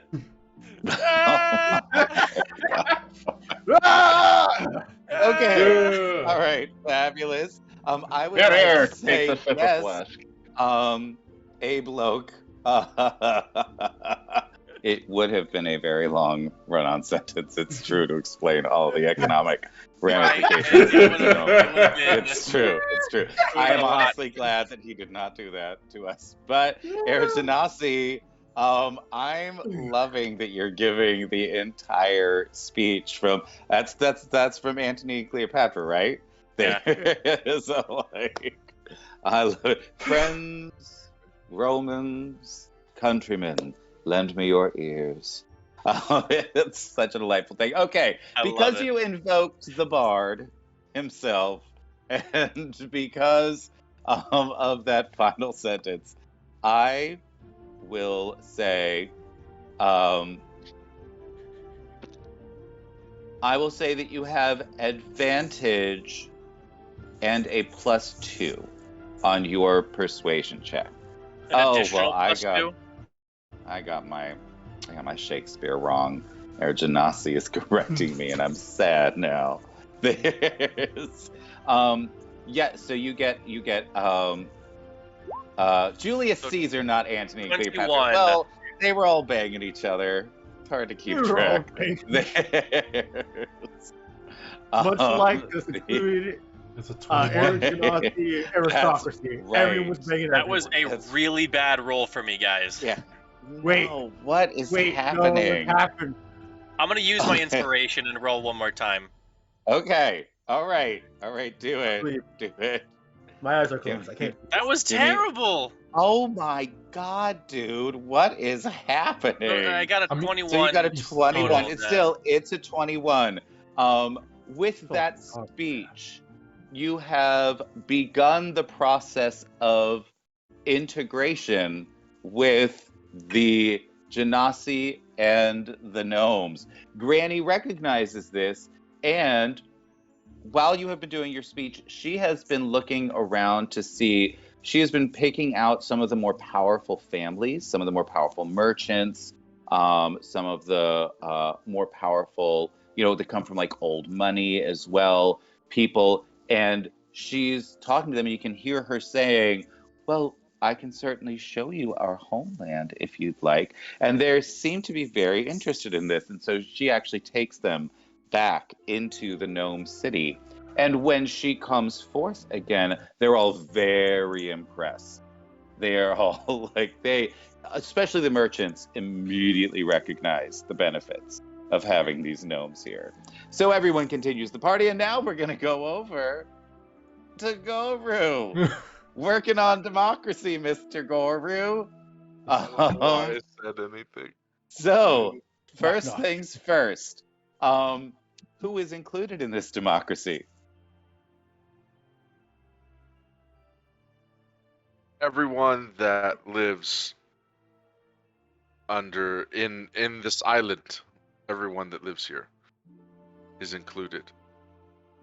So Air Genasi and gnomes. Yes. Okay. All right. And kobolds. Yes. Yes. Okay. So Glider Air Genasi. That's right. Glider kobolds. And gnomes. Fantastic. You just drop a rock on that one. Okay. Is this going to be a true democracy, or is this going to be a vote to create a new dynasty? It will be essentially the opening statement. The emperor is responsible for the protection of the people, to provide for the people. Therefore, the emperor will be responsible to the people.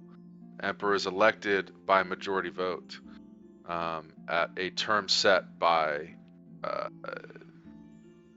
me, I guess, 5 years, and Okay. policies are made public to the people. The people are the ones that can veto said policies, and also choose by majority vote to elect a new emperor. If it's like 2/3, if the emperor to oust the emperor, 2/3 vote before the 5-year term is over. Okay, so there are some real. So the power is really with the people. The emperor is more of a figurehead who lets people know what they'll be voting on. Is there going to be any sort of Congress or council or anything like that, or is this all in the hands of the emperor? So the emperor is able to enact all the policies and say this is what's happening. The people can essentially say we don't like that and veto it. So the emperor still has that, and then it's up to that's what Goru was able to do, and then Goru also made a suggestion that there be a council to represent each individual group or district within the city to have a voice to communicate with the emperor the needs of the people. Okay. All right. So are we talking a council of 3, like 1 gnome, 1 kobold, and 1 genasi? Or are we talking councils like the mechanics and the merchants and the glider pilots and the tavern owners and that kind of stuff? Yeah, it's pretty. There's a lot more than just by racial desire, because each race, even within itself, has many different needs per group. Okay. Now, my question: who gets to create? Who gets to expand upon this constitution? The emperor may, again, change to make amendments and ratifications, but those must ultimately be voted agreed to by the people, and then anyone's able to submit suggestions essentially to the emperor. But it's Fabulous. The emperor Okay. that's the one that enacts policies. Okay. All right. So, you get this sort of little sort of thought in your head to make the council a part of the Constitution instead of an option for people. There's more than one person dealing with every single problem in the entire city. So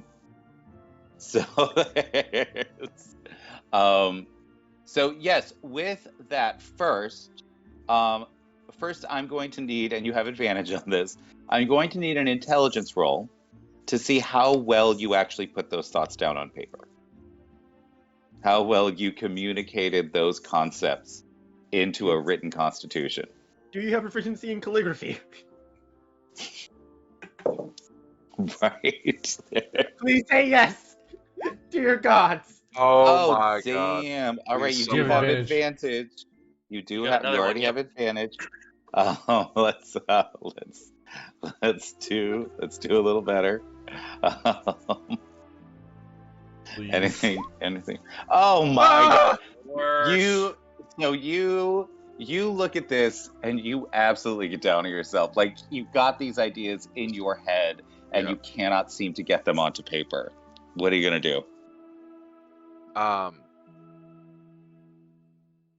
So I was like, as I'm like writing and just rewriting and failing, like, I'm like, have the sense that Crow is like intelligent, but maybe not the wisest in this area. But I just get out of the room and like you kind of like I'm As you making a exit very the large room, scene. I kind of immediately kind of collide into you with like a thing of tea and like water and maybe wine if you need it. And it's like, how's the writing going? And I just grab Crow by like his collar and be like, "You're coming with me." Okay. And I just like run like back into the room and sit him down. I'm like, "Crow." Yes, this would be a great time to let chat know there are a lot of ways that you can influence stuff like this. You've seen like the channel points. You can definitely do things like give them advantage. You can give them pluses and minuses. You can ask for secrets if you have enough channel points. And if you have bits, you can give them like +2s or -2s, advantage. You can create another environmental effect if you want to. So, chat, absolutely, you can get involved Thank you in for being the an creation ally. of democracy for the Air Genasi. And thank you for the follow, Abilene. You get a little wink from Corton, you sure do. Wink. So, I'm almost yes. yelling at Crow, but I'm just like, "Here are the concepts. Oh I my can't god! I can't get the language right." Hold on. Air Oh my Genasi gosh. has just given us another environmental effect because she's amazing.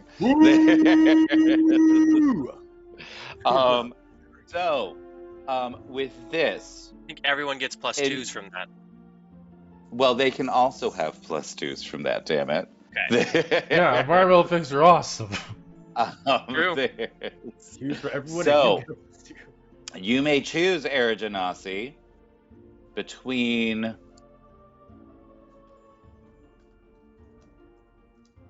inspiration, hard work, or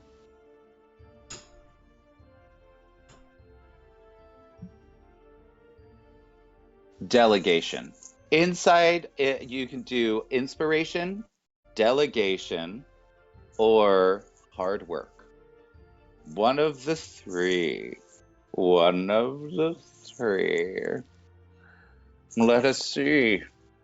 Let us see what we can do with the birthing of a democracy. But yes, you were saying, what are you gonna do, Goru? I'm just like, Crow, here are the concepts. I can't get the language right. It's not coming out of my head, and I just start like telling him like the bullet points of what the Emperor is specifically there to enact policy for the people, all the for their protection, food, shelter, all that good stuff, and just kind of like list out the general policy and structure ideas. As you do that, Crow, you feel this incredible surge of inspiration. Yes. You 100% understand exactly what these people need, and you know exactly how to communicate it to them. So you grab the ink pot and you start just writing. You are going and going and going. And literally, like, you can't even really remember the things that you wrote in the last sentence, because it's just this pure subconscious stream of inspiration. Just the words on this page are beautiful and will last forever. And now I need you to give me a few checks. One is going to be a dexterity check for penmanship. You may have, because you have inspiration 16. for all of this. You may do it with advantage. 18. 18. There we are. Solid. It is beautifully written. Everyone is going to be able to read this without a problem. There are no smudges. Everything is great. Your hunter's hands are deft. And now I'm going to need you to give me a persuasion check. But because you have inspiration, you may utilize any number of the +2s that were given, and you have advantage. Can I, like, now that there's some pressure off me, almost assist him and like, oh yes, and an emphasis there, You may- kind of like little. You absolutely may. You may give him your +2 if you'd like, to create the perfect constitution. What do you want to throw on this? Yes. You what? I got an 18. How many +2s do you want to throw? You get mine for sure. All right. All right, so that's a 20. Um, Do we want to go any higher than that? Sure, I think we should go high on this. We're going for 24. Throw 2 more on there. All right, 24. With a 24 in persuasion. This is one of the most astonishing documents that this world has ever seen. You have successfully created a beautiful democracy with the Air Genasi. While you were writing, you in fact included a whole section on exactly how to administer these elections. And for this first one, because none of you are from here, you will be doing so. As you present this beautiful document to the genie reads it over. Yes. One thing. I look back to Goro. We did not clarify on something that's very important. Times of war. Who has the supreme authority? They don't really have a general per se. And we need to know how we're going to be going forward. that's a really good point. The Emperor still has ultimate authority to make all decisions. The people may counter that decision through voting. In times Commander of in war, Chief. there's no time for internal squabbles. We need decision. Yeah, very good point. Emergency power. Then the Chancellor. And call him Chancellor. then I move that we add in an amendment that the Emperor may propose to enact Okay. emergency powers. All right, so I'm gonna need you to lay off the mights and the maybes and the ums. You are writing a constitution, and if you put might in a constitution, you As can we are just work right around it. So I get the diplomatic impulse, but you got to make decisions. So, does the emperor have emergency powers in time of war? Yes, for 6-month periods at a time. Have to be And then continued what? on by and then the people have to allow the emperor to continue to have that power after 6 months. Sounds like we're moving the goalpost, but okay. Okay. All right. Well, let's hope that wars only ever last 6 months 6 in months this at a place. So, They can continue to give them those yeah, powers. no, but I mean, it's a problem, but it's a problem that we will be facing later because you got to get this constitution out there. So there. And Crow is completely leaning on Goru for this. He said 6 months. It's 6 months. All right, Written down. fantastic. You get out there. The plan that you have put in place is each citizen, when it is time to vote, will find the genie appears and says that when it is time to vote, each citizen will find a token in their pocket. They may choose to vote, or they may choose to abstain their vote. To abstain, they must simply take the token out and drop it on the ground. It will disappear. But they will say their yay vote or their nay vote, or if they are electing an emperor, they will say the name of the person that they want to elect into the token. It will then be written there and collected in, and there is now a huge, beautiful bronze vase that stands behind the throne. The tokens will appear in there, and on the side of the vase will be the numbers for these votes as they happen. You have established a democracy in Jarsai. Yay! Congratulations! An entire And there is democracy now- established in an afternoon. There's- Pass it out. So as people are having a fabulous party, having drinks, just having a glorious time, all of a sudden, you notice that everyone is pulling out a token. And they all look at them, and they're sort of looking around, and you start hearing them sort of asking themselves, well, who should we choose to do this? And all of a sudden you start hearing this sort of clattering sound from behind the throne, and you realize that all kinds of tokens are already being cast. And you look over and you realize that all of the gnomes and all of the kobolds have voted for Granny. Ooh, wait a second. I look back at Goru. You said majority, didn't you? You said majority in the thing. We never took stock of how many genasi there are in comparison to things and the I think we may have. This may have been a slight This may have been an oversight. Now, mind you, how much the crowd cannot see the results because it is behind the throne. Only the people allowed behind the throne can actually see the results while the voting is happening, so that the results don't influence the vote. Yeah, that was. But you are definitely seeing a lot of votes for Granny. Next election. And then you see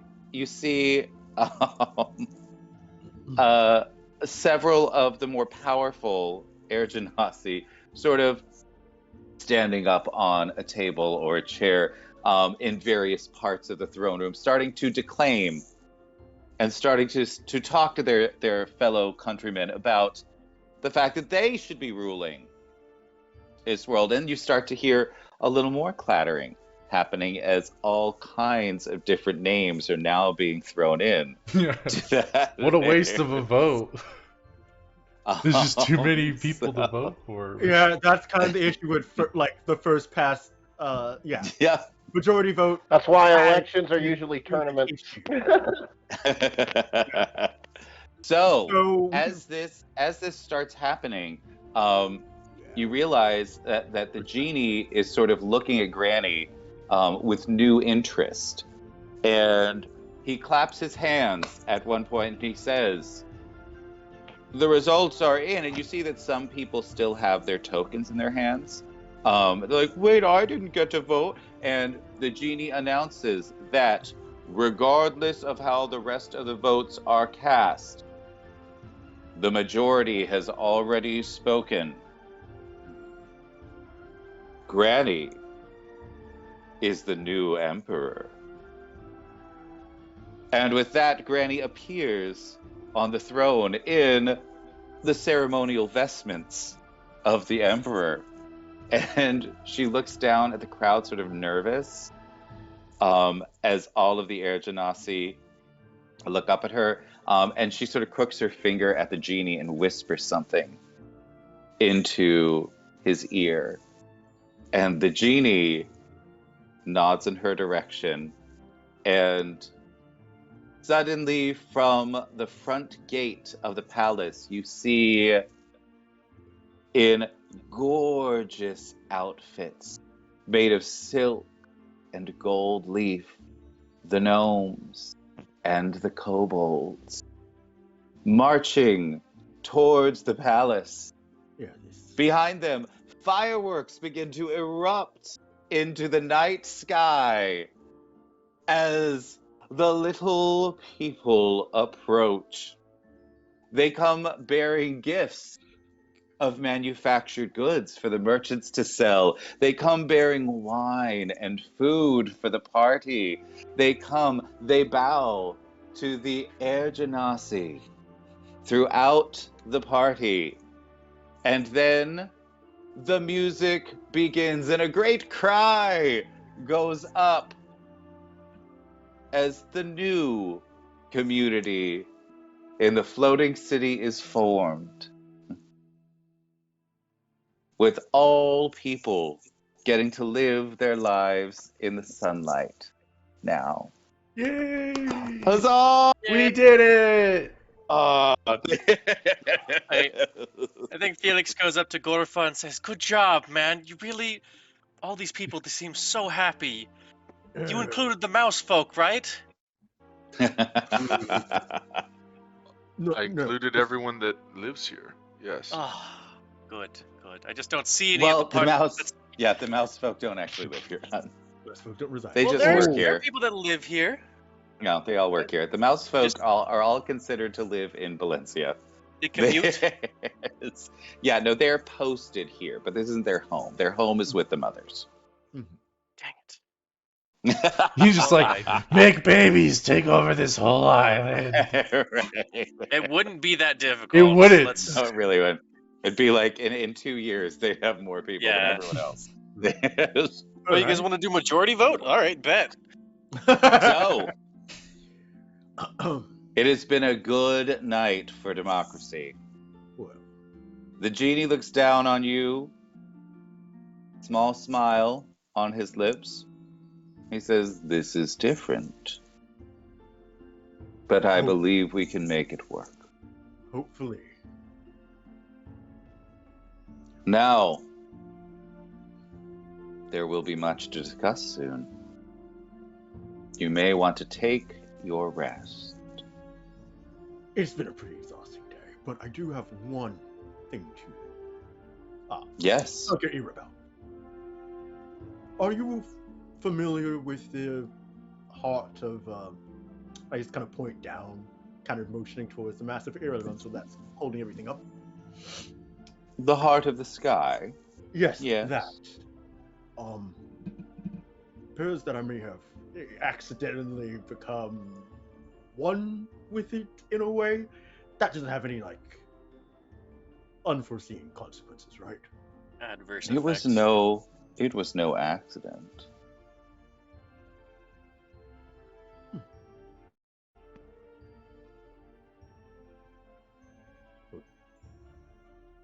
What do you mean by that? Like, it was portend to happen?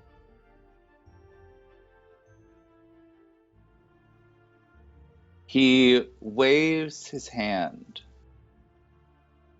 and visions appear, dozens of them. You see angels, you see demons, you see monsters and people of every kind racing throughout the multiverse. You see them killing each other to gain the power that you see. You see many of the touchstones that you have already witnessed, and you see many more that you have not being claimed. The claimants being killed, them being claimed again. You see now that the planar touchstones are connected somehow. It's too much for you to understand right now. You cannot comprehend the depth or the breadth of their connection. But you see danger. You know they will be coming for you. You know they want them. Everyone does. You see their power. You see how they can shape reality. And you see almost the reason that they exist. But before you do, he waves his hand and they are all gone.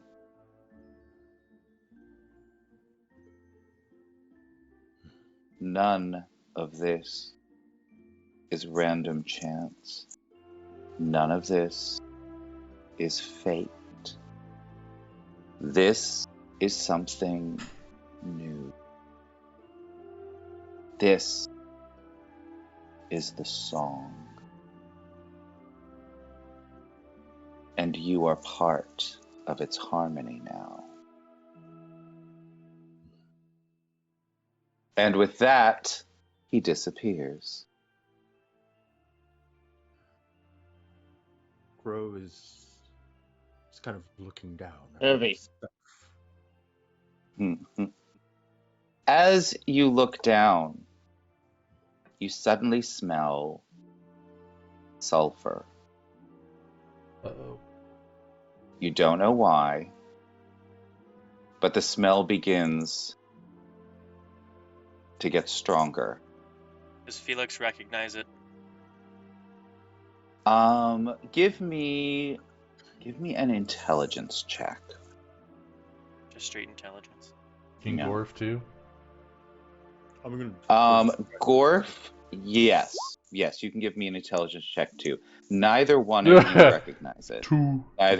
Neither one of you. You're just Gorf specifically. You aren't sure if you farted or not. I don't know. You don't really know. You've eaten a lot. Gorfu, you do not recognize it either. So as the party is going on and everyone's just, this smells strange. Suddenly, in front of Gorf, a devil appears in a Wrong puff person of to- yellow smoke.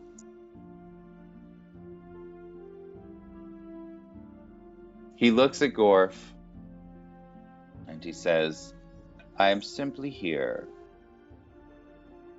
to gain some information.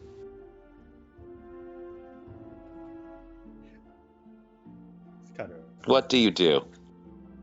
Do we all see it? Oh, absolutely. He's He made gonna- quite a show of appearing in a giant puff of yellow Oh. smoke. Yeah, Oh, so wait, So Felix you know this guy? Quickly moves over to immediately goes Gorf's into side. battle mode. Old Gorf. Okay, so everyone's What? talking at once. So why don't you talk one at a time, and then we can determine what's going to happen. Gorf's like going for Felix. his... Oh, sorry. Felix immediately goes into battle mode and just kind of tries to get a bead on them while hiding somewhere with like some kind of, what's it called? A little like above Cover. everything. Yeah, some cover, but I mean balcony? a like little bit of cover. Like a Elevation. balcony. elevation. Yeah, like some kind of elevation. Okay, sure. You can definitely like scamper up one of the walls and like be on like a sconce or like a place where there's like on top of like a hanging or something like that. If I need to, all right. I'll misty step to it too, and I'll just get a bead Okay. on them with my hand crossbow. Fabulous. Crow. Crow, like half steps back. He's kind of there would be Gorf, the mask, like the devil, and then Crow behind the devil. He has one hand already on his axe, another on Kalada's tooth, ready to summon her at a moment's notice, and he just kind of looks over. Gorf, you know this guy? Never seen him. Ithul, what are you gonna do? Ithul's just gonna quickly move as quickly as he can, move to Gorf's side, kind of ripping Frostbane from the shadows into his hand, just in case. Fabulous. Gorf, what are you gonna do? Gorf's gonna reach for his mace and be like, "The devils I've met don't usually want to talk," as he puts it into his hand. And he's not like threatening with it, but he's showing that he's ready. Sure. And Goru? Goru yells, "Hold, there's innocents about. Devil, what can we help you with?" Everybody in the crowd is suddenly very interested in why you would offer to help a devil. But he looks at you and he says, "Yes, good. Asmodeus would know what happened to his daughter. Exactly." What now? Would you be willing to speak about it on the balcony? I would be willing to speak about it right here, and I would be willing to murder dozens of innocents to get the information that I want. I fire a warning shot. As you fire it, you realize that there is something very different about this devil. The bolt heads towards the devil. He doesn't even look at you. He just picks up one of his fingers, and a tiny portal opens right in front of your bolt. And a tiny portal opens up right behind you. And you smell sulfur. And your arrow, your bolt now burning, gets buried in your back. So please roll me damage. I'll uncanny dodge it. Oh, uncanny dodge. Can you do that if you can't see it? Well, I have blind sight. Oh, okay, There. yeah. So, there you go. So, a flaming arrow lands in the middle of the feast table, smelling of sulfur, and the food around it is no longer edible. And everyone starts sort of looking for an exit, and this devil waves his hand, and at each of the exits, a pit fiend appears. I said, "Hold, Felix. This is not a simple devil. This is a messenger from Asmodeus himself." He looks at you again and he says, "Yes. You learn quickly." We were in the mine in Delver's dream, where devils may die and not be formed again. In order to take over the mine, we were fighting a pit fiend. When Glacia arrived. At that Yes. same time, while we You were were fighting Gorax. Yes, we know of this. When Glassy appeared, so did Loth. Out of the depths. Give me everybody who is in front of the devil can give me an insight check. Not me. I'm looking at this guy's ass. I will How use nice. my Alright. inspiration. Goru. All right, you want to use your inspiration? Fabulous. So Ithul, Gorf, and Goru, you all realize that he is, well, it seems like his face doesn't move, just you see a tiny twitch when you mention Lolth. This is new information for this person, but he does not reveal that it is new information. You may go on, Goru. And I ask as I continue that you promise the safety of our guests here, and I will withhold nothing from you. He looks at you. It is obvious that you are now annoying him greatly with this demand not to murder innocent people.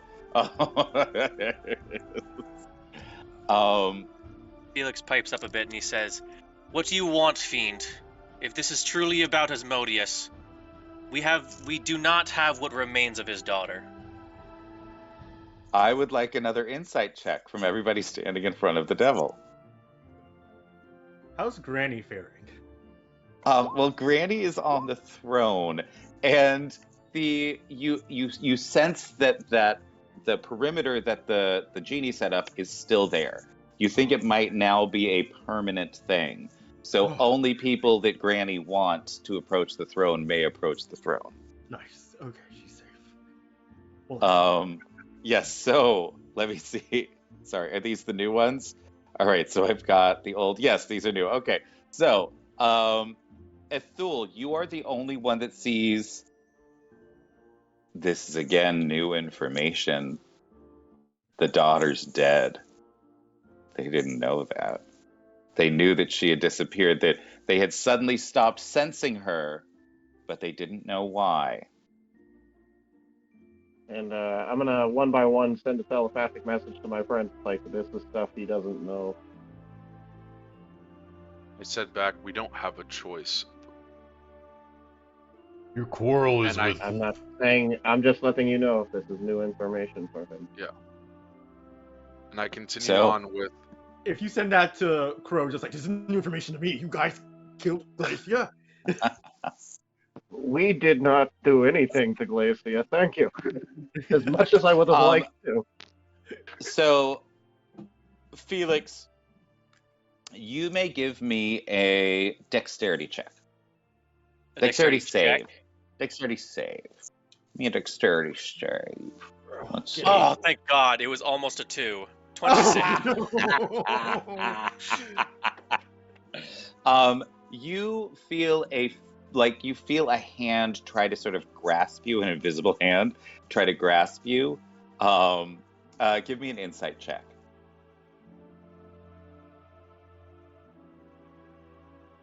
And let's there's see. the 2. All right. You have no idea why it was trying to grasp you, but like you sort of felt it, like the hairs on the back of your neck stood up, and you sort of like gave a little bounce and out of the way of this thing that was trying to grab you. Crow, dexterity check, please. Dexterity save. All right. Same thing with you. Now give me an insight check.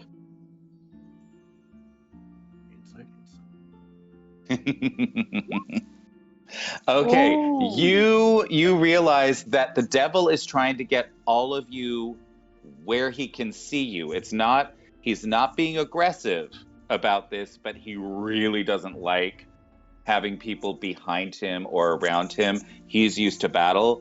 He wants everybody in front of him so he can see what's going on. I'd like to keep it that way, thank you. For diplomacy's sake. So he looks at Goru, because Goru seems to be the one talking the most, and says, "So she's dead." both came from the depths and killed her, and now wears her upon her wrist. So that is not true. Please give me a deception check. That's okay. No. Wasn't intentional, but So you can give me. All right. So you were there when Sune cut Lolth's leg Sune, off and yep. took Glacia. So if I remember that, I won't say that part. Okay. I would just say Lolth killed her, and I'll leave it at that. Why?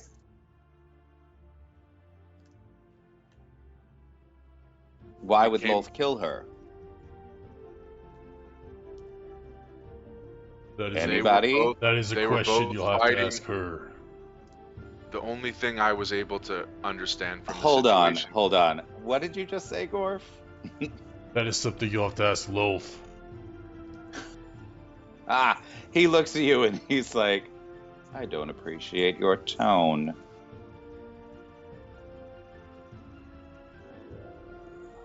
You feel like in your skin, you feel heat happening. Nothing damaging yet, but he eyes you up and down and you recognize the warning.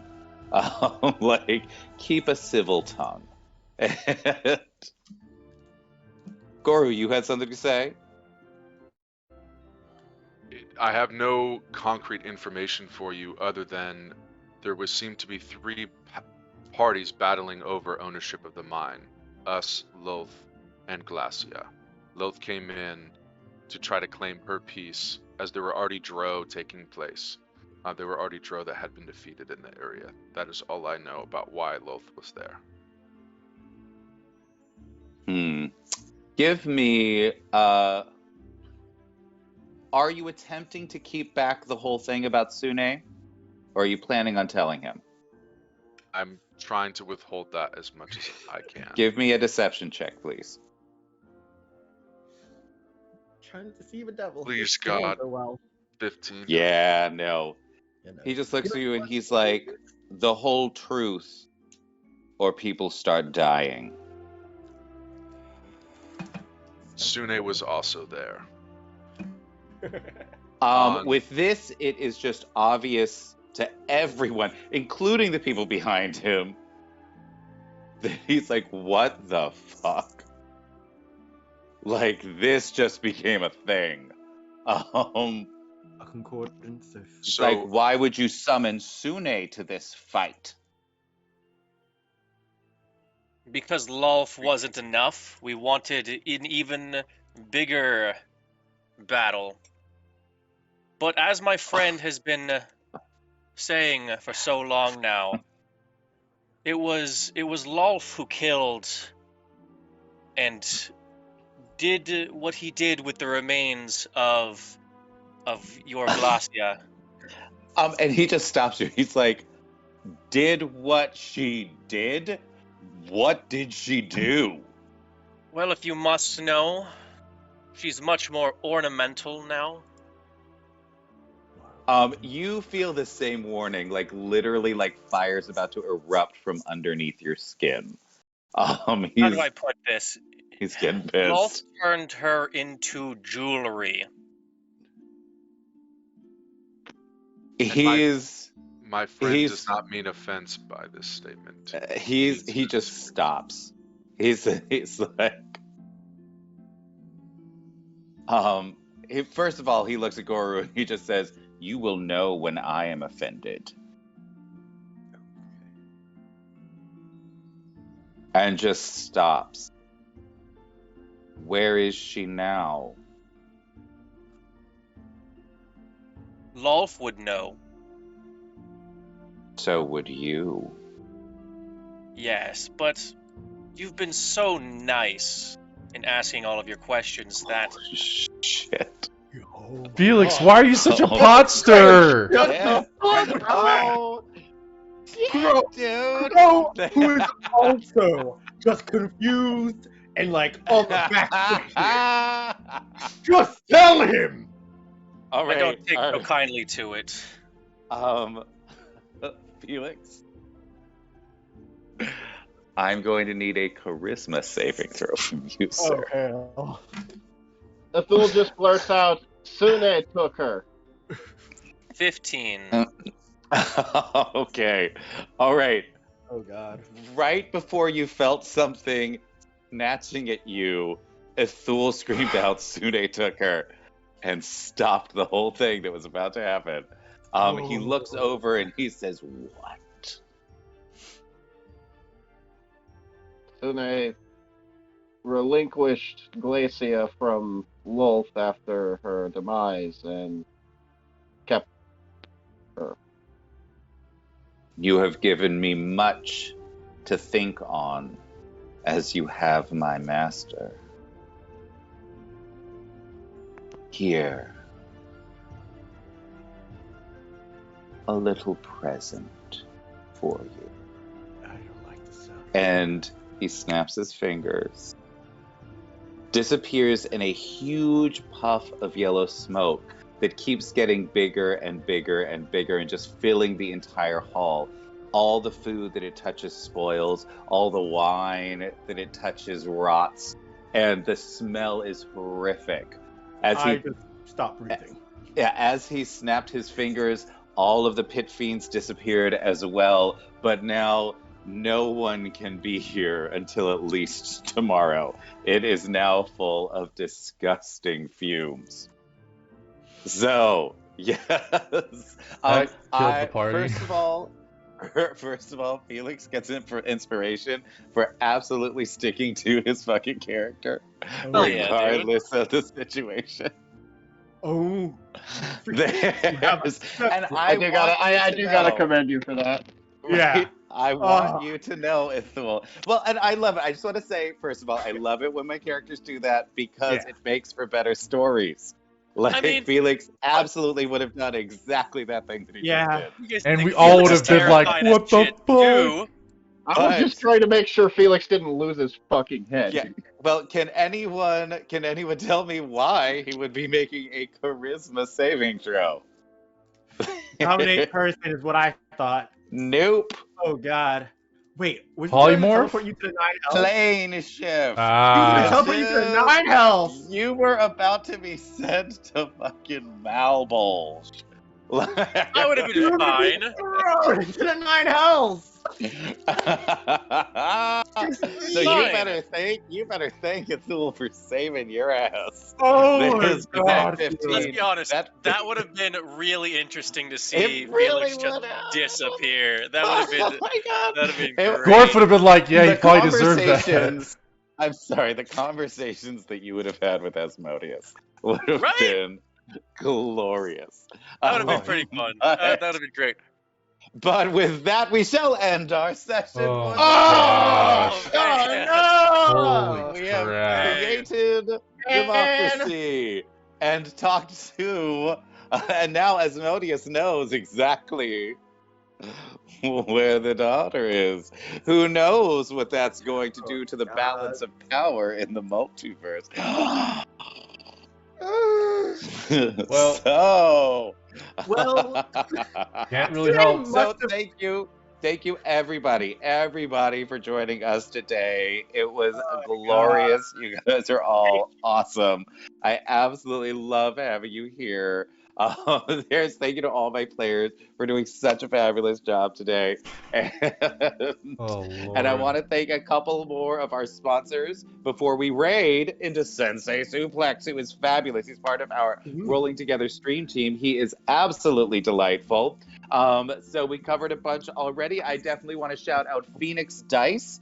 Tomorrow we are going to be doing, during our Wheel of Time campaign, we are going to be doing a fabulous giveaway that's going to include Phoenix Dice and a fabulous book from Realm Warp Media.